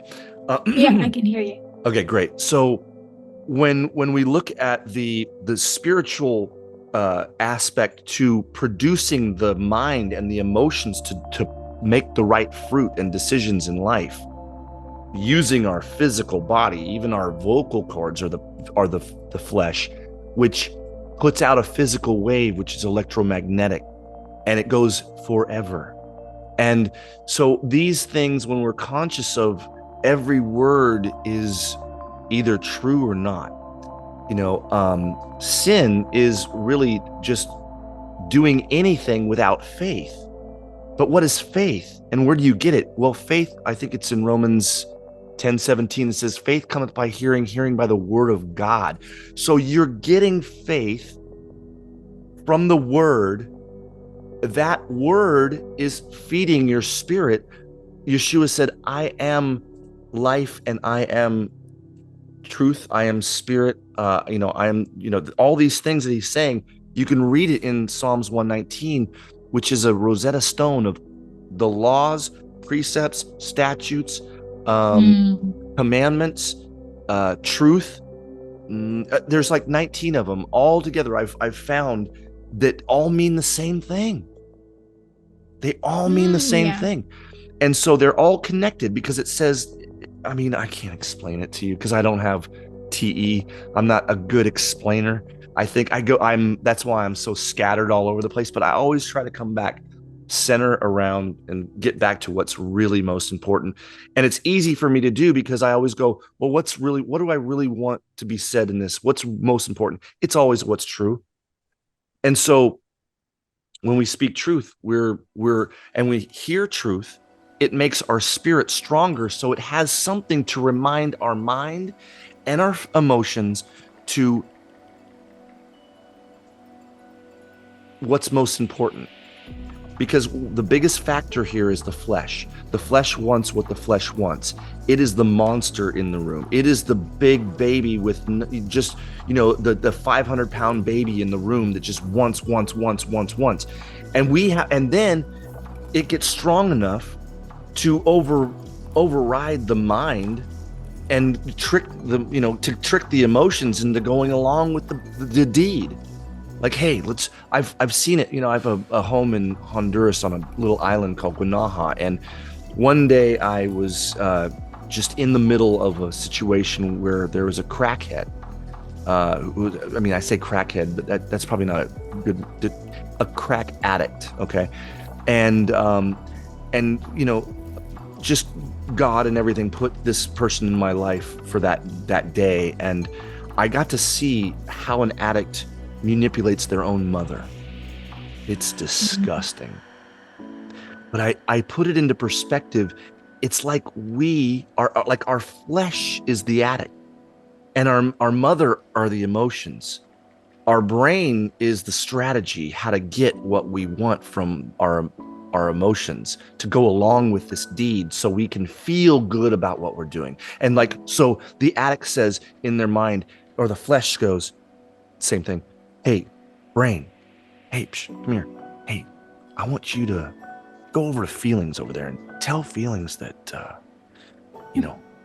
your mom is you love your mom. And, she's never going to know. You're going to steal some money out of her purse and you're going to go buy some heroin or crack or whatever. And you're going to buy more. And then you're going to keep only a little bit. And you're going to sell the rest for a big profit. And you're going to cut it up with some soda, or whatever. Make it in. Yeah. And then mom will never know. Let's do it. Well, the flesh has got, wait till I get that crack. He's going to do it all. He's not going to sell any of it. He's going to do it all. And then his brain's going, his emotions are like, hey, we're not paying mom back. Hey, our emotions start bothering us. Oh, hey, shut those emotions up. Searing your conscience as with a sword, like a hot sword, like searing it, just killing your conscience, because they don't have the word in them to put their flesh to death and say, you have produced nothing good, you never will. And it's not putting yourself down, it's putting the faculties, the laws that exist inside of your body, which Romans chapters 6, 7, and 8 really talk clearly about this other law that is in the members Mm. of my body. I want to do good, but how to do that which is good, I know not. I am become Mm. now, turned over to sin. But we all know that this is the state of life. We don't live in a sinless perfection. If we claim to, we live in denial. We all sin, because anything done without faith is sin. How many things do you have faith to do? For instance, if I said, I have no word that says I can drink wine. The Bible says, do not drink wine ever. Well, then I have no faith, no word. Faith cometh by hearing the word. I don't have faith to do that thing. So if I do it without the word, it is sin. Simple. If you don't know whether or not it's sinful, you do it anyway, regardless, it's sin of omission. So you don't even, it could be right. It could be like, how they talk about in the New Testament, eating sacrificed meat to idols. Is it Mm. okay? And it's like, oh, it's okay, but not in front of people who are weak in their faith, who don't have the faith to say, this is just for the, sustaining the body, I mean, that's the great thing about being intuitive and having the word of God dwelling in you. It is without the word, we're the worst. With the word, we can be the best preachers. We can be the most influential. So my goal is always distributing the word of God wherever I go. If I go to a foreign country, I bring suitcases of King James Bibles. I'm not saying that to be braggadocious or virtue signal. It's just because I think you should know. For your own, like, for you say these things of wisdom. Well, if there's any wisdom in anything, it's that I can do nothing good with my hands. I cannot serve God with my hands. I can't build a temple and God will honor it. He will not. He just wants us in the book of James to say the only respectable religion is to, visit the widows in their affliction and the fatherless in their affliction, and not to be spotted of the world. That's it. Mm. 3 things, not, well, you Mm. got to go to this church and you got to be, you got to pray to God like this and do, do, do, do, do, do, do. I mean, what is this? I want to know. As an ENTP, my very first words were in a Catholic church. I remember it very well because I have a crazy memory, but I was just about 2, maybe a little sooner. And every time they'd ring this bell, I'd remember, okay, I know what's going to come up next. I didn't speak. I just said words. I didn't put conversations together or respond to something. I'd be like, mama, binky, blanky, But then one day, this priest says, only say the word and I shall be healed. And then I knew that was a good thing. I didn't know what healing was, but more importantly, I didn't know what the word was. So I leaned up to my mom. I was underneath the pew and underneath the other seat in front of me, playing with the purses and, the people in front of me and playing with my little Hot Wheel cars. And I turned to my mom. I go, Mama, what's the word? And my grandma was sitting next to her and she goes, oh, Danny, you can talk. Like, oh, you're talking, like you're listening. And they were so surprised. I'm like, oh, that's cool. But I never forgot that. And my whole life has been a pursuit of the word, and all of it, not part of it, not some of it and some of it not. Like, I think that's probably my only pursuit. And every day I can say I'm there, but I'm not going to say I can stay here and be happy. I want more. I want to know more. Mm. I can't stop learning. So, but yeah, I talk a lot. I talk a lot when I'm nervous. So I do get nervous. I'm an ENTP, but I get nervous. I'm open and aware of it. But because this is like a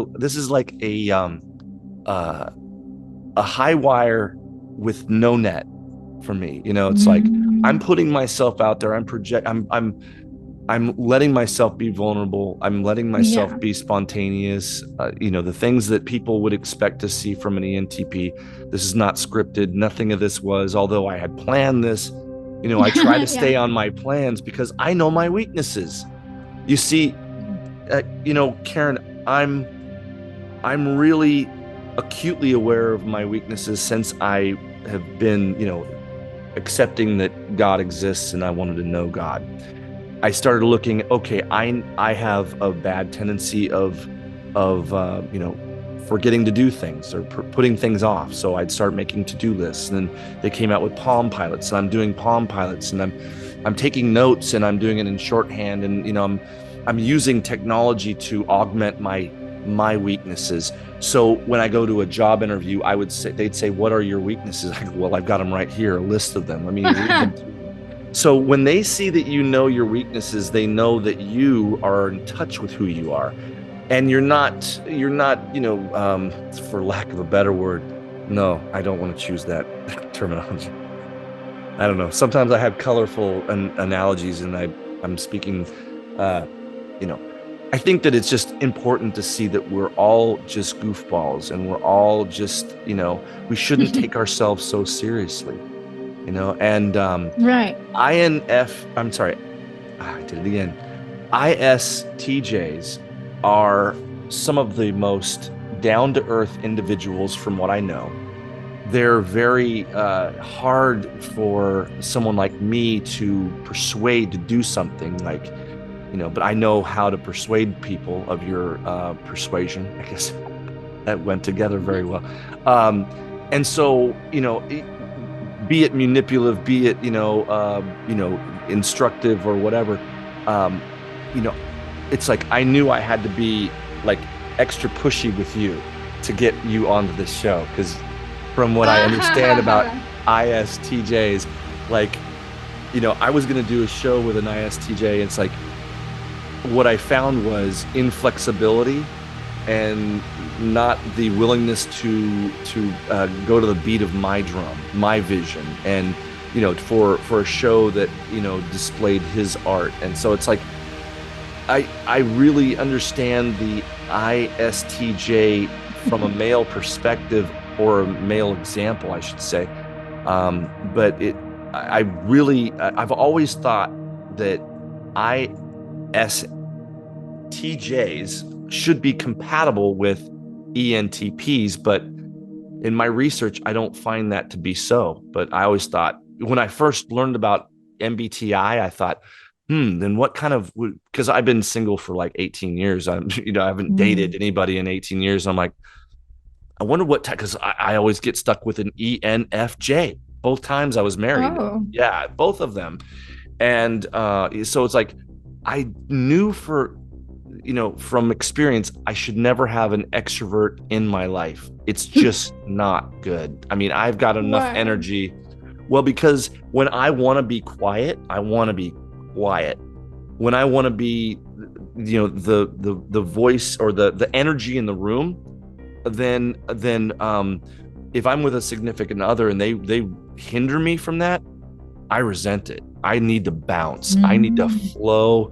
And, you know, even an extrovert will, you know, can get demanding and greedy with my time and my energy, because and then they see me acting differently with other people and they're like, I don't even know you. You know, it's Right. like, why are you acting like that with them and you're acting like this with me? I go, because it's total different energy. You know, these are people that I act like with my best friend of 30, almost 38 years. We act like clowns. We do improv, we do voices, and you know, that if anyone were to listen, they'd be like, those guys are insane. But we're laughing at our own jokes, you know. What's But we your don't. He's an ENFP.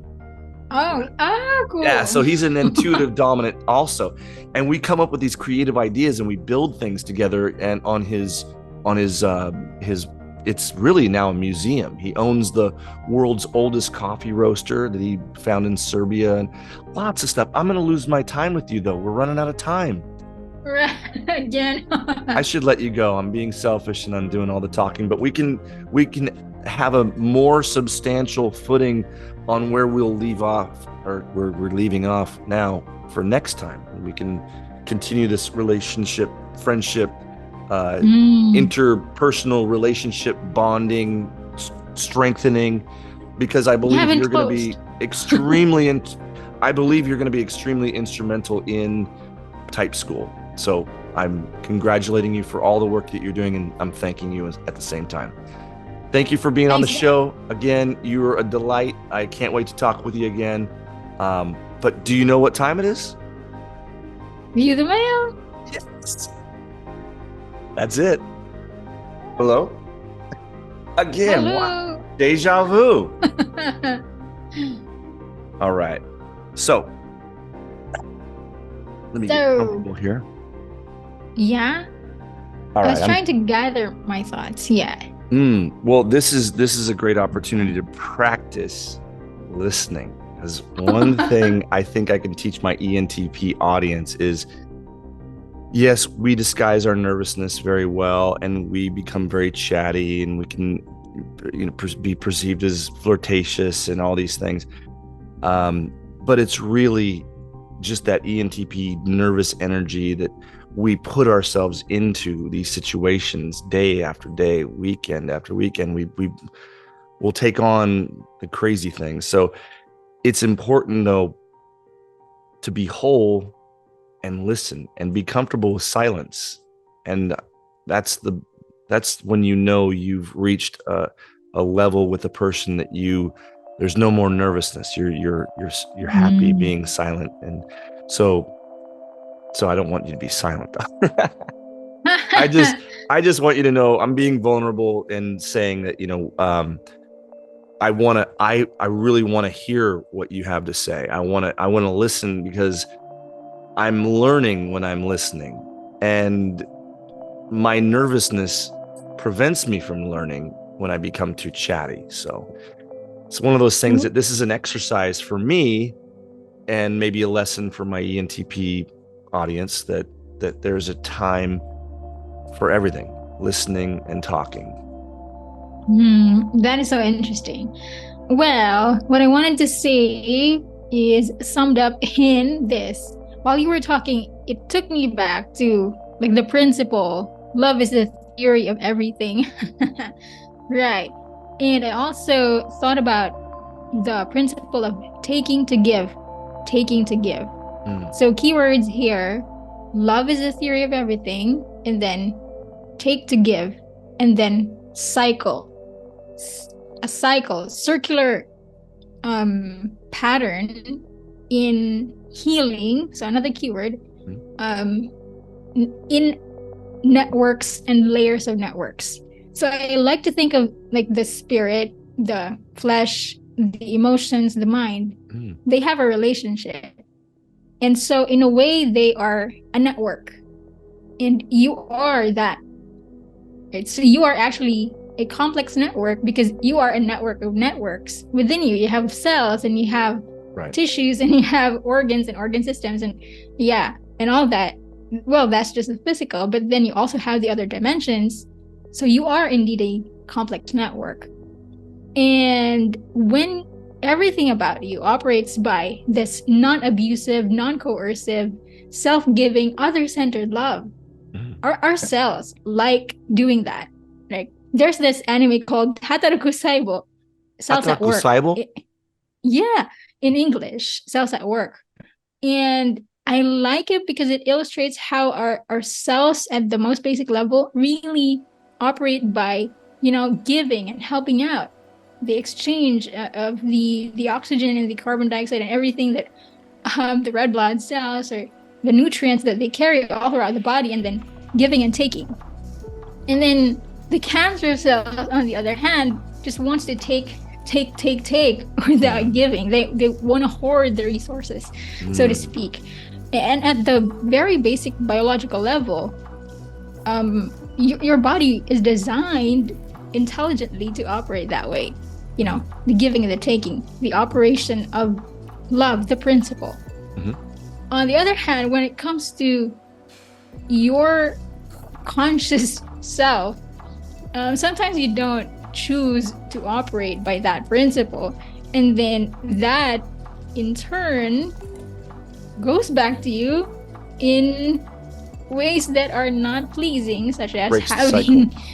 yeah, breaks the cycle. And then you experience sickness and when you are in the abusive zone, right? So I also think that, because this is a network, so when you are spiritually feeding yourself, then it also informs it. The influence permeates to your emotions, to your mind, to your body. Then you feel better. And then it also doesn't just go one direction, it also goes back. So that's why I said circular, Yeah. spherical, cyclical. Because when you take care of your body, suddenly your mind can think better, right? And then that also makes you feel better emotionally. When you exercise, for example, you will have a sharper mind. So when there's improved circulation, then you become healthier. And then when you read the word, then suddenly things are clearer. You understand them better. You pick things up more quickly. So it all goes back. Everything, the one improvement on one aspect can permeate, to the others. So it's a network of influence. Right. And so, but with that, all of that is going within you. How much more would it be impactful for that same principle to affect your relationships?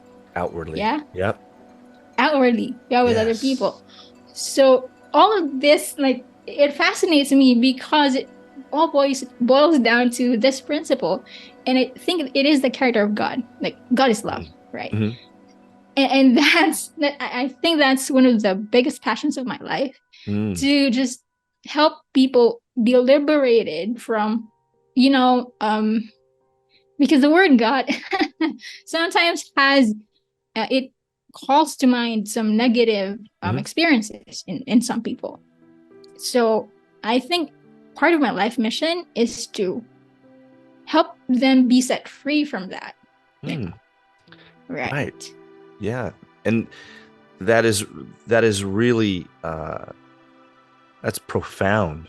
It's extremely profound, because we have counselors for relationships, but when we have let's say an abusive relationship, we have a partner cheating on another person, we have people who can help us deal with those emotions, but on a spiritual level, it's not so plain and obvious, and it's not consistent. So people are going to process their whatever negative experience with Christianity or whatever religion or whatever God, they're going to filter every experience. Oh, I don't want to listen to that. I don't want. So they're putting up walls. And they're programmed to do that. I'll be brief on this, because you did touch on the nerves. You touched a nerve, but you look at the physicality of a nerve, and it's got this nucleus, and it's got these dendrites, these arms sticking out, and it's like you said, they take to give. So they take information, they give it immediately.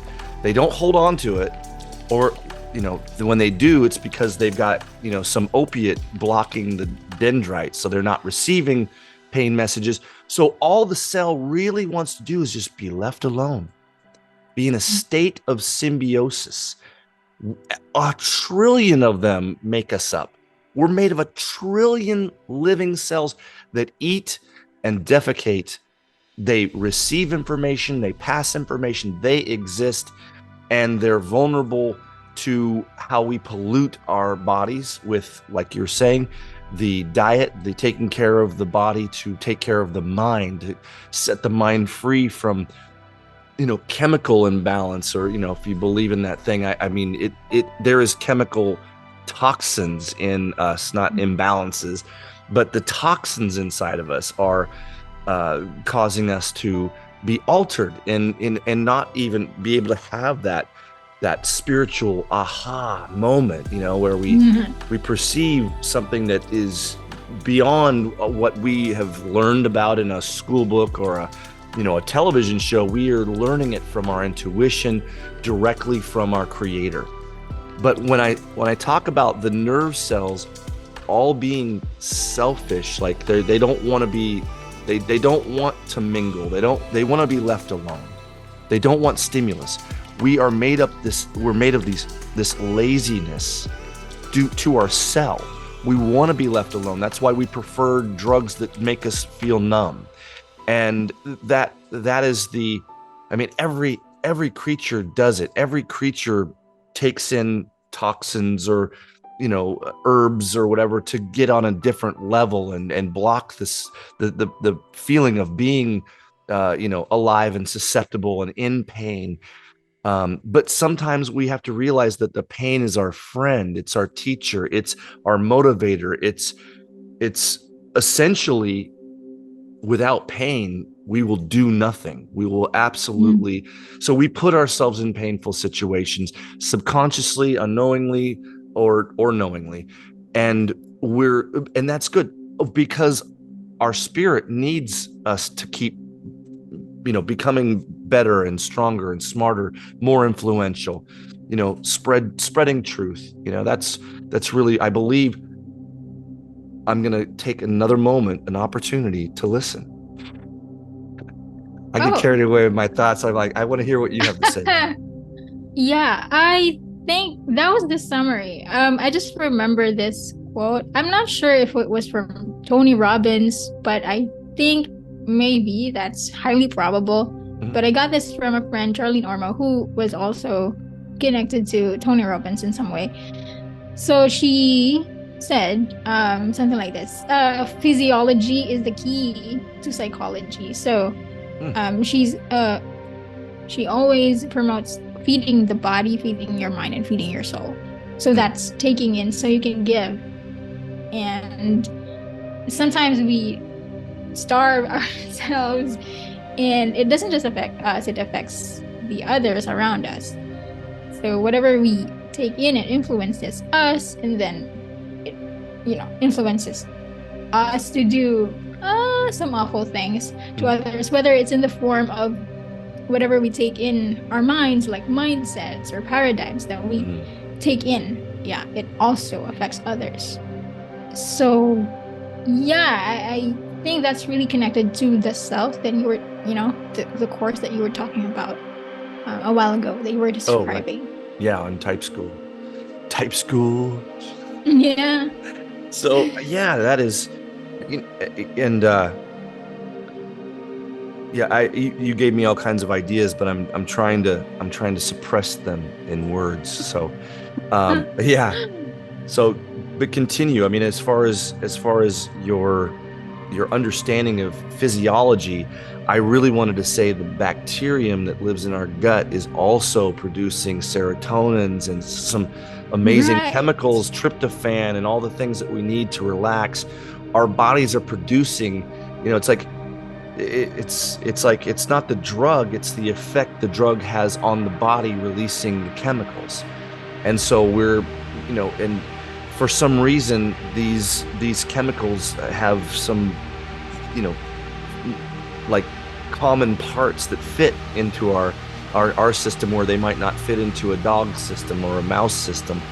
And it's all unique for each one of us. A lemur has Mm. a reaction to eating a poisonous centipede, and it puts it in the dolphins. They actually will find pufferfish, and they'll bite them and pass them around to each other, and they'll receive the poisons in their mouths, and then they'll be in an altered state.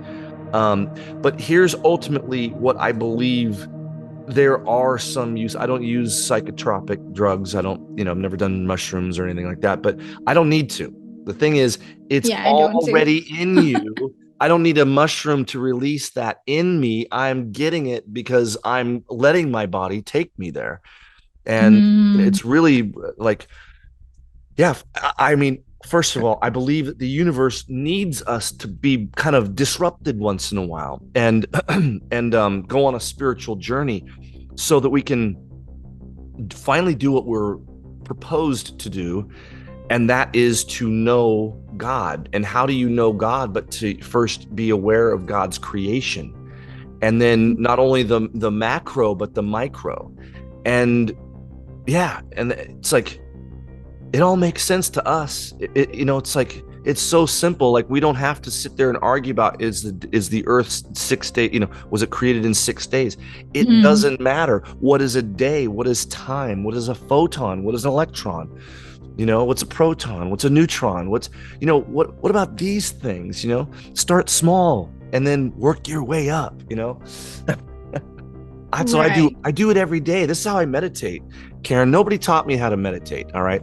I don't go to classes to learn things. I generally, teach myself things, but I like to think as small as I can, because, one plank length is unfathomable. But in comparison to the size of the known universe, which was 93.8 billion light years across, like before the new telescope in space, the James Webb Space Telescope. So, which I've got other things I want to talk to you about, but but look at the one Planck length and the known universe. What is the middle size? And if you think of yourself as people thinking, oh, we're so insignificant, we're so small compared to the universe, the size of the known universe, 93.8 billion light years across, we're so insignificant. Oh, no. You're thinking about it the wrong direction. We're so humongous, because the halfway point between one Planck length and the known universe is a proton. That's the halfway point to the 93 billion light years plus. But now I want to talk about something else real quick. I want to change the subject, because I do. All right, this is really important because I just thought of this the other day. So they just found the oldest known, spiral galaxy that's like dozens of times larger than our own Milky Way, right? Which they say took 13.6 billion years to create. All right, to get this big and to get this advanced. And they're saying the universe is only 13.8 billion years, 13.9 billion years old. So now they found this ginormous galaxy with 10 times more stars in it than we have in our galaxy. It's so perfect. It's all complete. And how long did it take to make? They say it's only 300,000 light year or 300 million light years from the beginning of time. But did it take only 300 million years to create that? Because it took, our solar system's still active and, being created, and they say it's 13.6 billion years old. So asking a physicist, I'm stupid, all right? I don't know the answer to this, but I always have my best thoughts when I'm sitting on the toilet. I don't know why. Maybe because I'm pushing more blood than my brain. I don't know. I think about stupid stuff like that. But doesn't it make the universe twice as old because it took 13 billion years to make this solar system? What about that? Doesn't it make it 26 billion or 27 billion year? It's so pointless. You see where I'm getting at? It's eternal. It doesn't begin. It doesn't end. It is. And it is until it isn't. And then it'll all be rolled up like a scroll. And maybe it'll be all, come out another end. And there's going to be a new heaven, a new earth. So, I do think of this structure of like an hourglass, right? With, sand that comes through, and the pressure goes in, but then the other pressure, can you hear me? I can't hear myself. Yeah, I can hear you. Okay. The other pressure is, the osmosis, the back and forth, so could it be two separate universes or 3, spinning around, and at light speed, or what we can conceive of, maybe 10 times faster than light, but we're in here, we don't even feel movement, and I mean, just mind-blowing. I don't know. Yeah, insane, right? Yeah, just like, I don't see how much I don't know. You see how much I don't know. The more I know, the more I know I don't know. I think I should make that into a t-shirt. Same here. Yeah. So what's your big plan in your what's your big dream in life? Ooh, interesting. So I'm gonna tap on my SI, introverted sensing, because, well, as a child, I had a curious dream. I One day I was just sitting, I can still picture it in my mind. I was sitting on the floor and then reading an encyclopedia and then reading it out loud, Mm. right? And I said something like, ooh, I wish this could be my job, just reading things out loud. Mm. Lol. And back then I didn't know how to do that. I mean, how would that even be possible? But now, like, we have podcasting, we have YouTube thing, and yeah. And so I thought, wow, I could just write what I want to say and then read it and then record it and then add videos, and voila, I can create my own YouTube channel, which I, by the way, started. Oh, you have a YouTube channel. Did you? Okay. Yeah, but plug it. What is it? What is your YouTube channel? what are you gonna search for it? Well, I'll subscribe to it, and I want my viewers to subscribe to it for sure. Yeah. Wow. Oh my gosh. It's wait. Okay, I'm not sure. Let's see if they're interested though. We'll put a link in down below. I always leave a link to my YouTube fellow YouTubers. Yeah. Only absolutely. If you're interested, people. Yeah, only if. Yeah. But it's KC L, big L, and then YF. That's KC Life, basically. KC Life with a Y. Yeah, with a life. Oh, with a Y. With a life. Yeah. Yes. A life of its own. Right. Well, that's great. And you're going to find that your YouTube channel might take on a life of its own. Mine, not so much. It's, it's not, I just wanted to have an audience of about 5,000 people. I don't want it to be bigger than that. I don't care to have, I just want enough people to hear the kind of stuff that comes out of my mind, because I think that there might be something valuable to it. There's right. The inventions that I in dream. I always have to write them down. I have to draw them out if I have to. I don't want anything that could potentially save a life or prevent a war or any one of these ginormous things that we ENTPs like to take on global scales. We don't want to just do one little thing. We don't want to do the neighborhood watch. We want to do the world watch. Like we're gonna it's like if it's worth doing, it's worth doing bigly, like on a grand scale. So this channel, which has less than 500 subscribers right now, it's not the stage that I wanted 2.5 years ago when I started it. And and the more I look at my life and say the few hours, days, months, years I have left, do I want? That's why I'm trying so hard right now to get this lecture, all the lectures, everything on Type School, to get it there, to provide it, because I know that is going to change a life.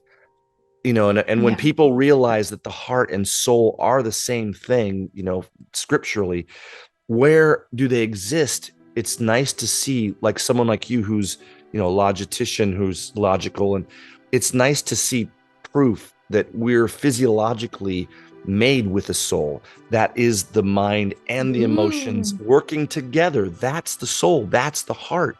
It's not this thing in your chest. It's not some magical force. It's different than the spirit. The spirit is completely different than the soul. The soul, and that's why I did the study on the lecture on the spirit, because I thought that people wouldn't really understand that the spirit and soul were two different things. But I think it's in Hebrews possibly 3:16 that says that or maybe it's 6, it's in Hebrews saying that the word of God is like a, sharper than a double-edged sword, dividing spirit and soul, joints and marrow. I mean, the word divides it. So what does that say? It says if you read the word, you'll know the difference between spirit and soul. I've gone to experienced CEOs or preachers or whatever they want to call themselves, reverend or whatever, and I'll ask them simple questions like, so is there a difference between the soul and the spirit?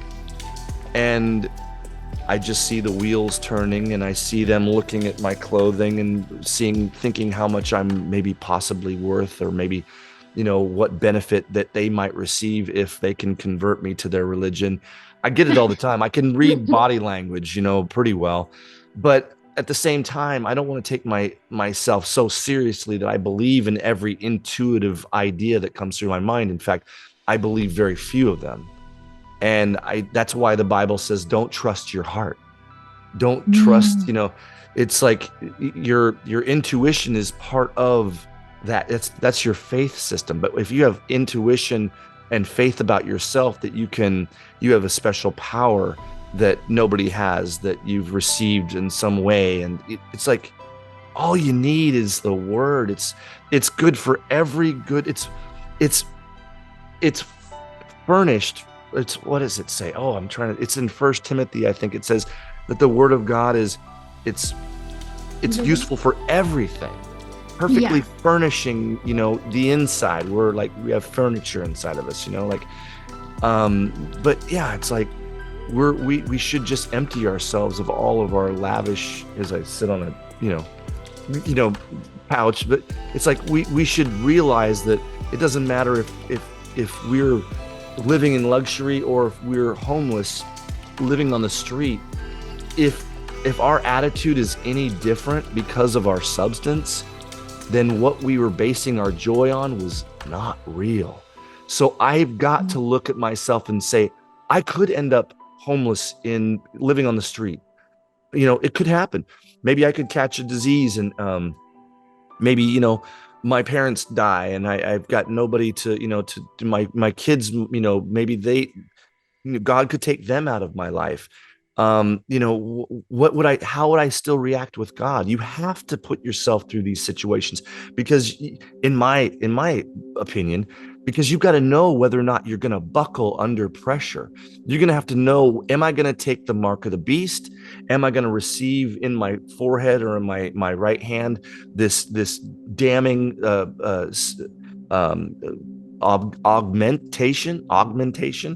Am I going to go because it's going to promise me I can buy more and I can sell more and I can get tapped into maybe a neural network computer, or I've got, an Elon Musk implant in my brain. Do I want that? Yes. Everything about me wants to get connected to AI and the internet and go inside of it and find everything I want. But I'll never still be omniscient. I'll never truly be omniscient, but it's my desire to be omniscient, because God put that desire in us to know everything, but we can't until we get connected to consciousness, pure consciousness, holy consciousness, uncorrupted by non-truth. As far as the east is from the west, there is no remembrance of sin, no memory of what you did without faith. It's like you just woke up from a dream and you forgot your dream instantly. But all you remember is what's really important. And mathematics is important. And logic is important. And science is important. And when people say, well, I don't want to mix my faith with science, why not? Why can't you go down to the molecular structure? Why can't you open your intuition and allow abstract ideas that say, maybe there's something I don't know that nobody knows, but it's knowable, but not in my current state. I might have to pass on and leave all of the things that are untrue in me, like waking up from a dream. Now, I have a theory, Karen, that dreaming is essentially the same thing as dying, where you are deleting all the illogical information. Otherwise, it gets trapped in the loop. When people don't sleep for 3 days, they go crazy because they can't get rid of the illogicalness of their thinking now. It's corrupted. They should have deleted it through sleep, and it only leaves that which is logical and true and real to the psyche of the human, the ability of its to function in a society without being ostracized as insane. Right. So what do you think about all there's that no stuff I cleanup. just said? There's no cleanup. Yeah. Yeah.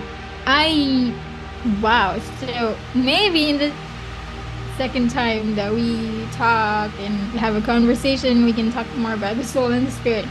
I'd love to have a breakdown with you on that and on the subject. Right. Yeah, maybe you can interview me on your new channel about Whoa. each lecture. See, this is what we do. We think of new ideas, ways of promoting people, and especially when we believe in what they're doing. Those MBTI is, without a doubt, the fastest way to get to know yourself. Are you there? Uh-oh, you're frozen. Hello? What happened? Oh no. You froze.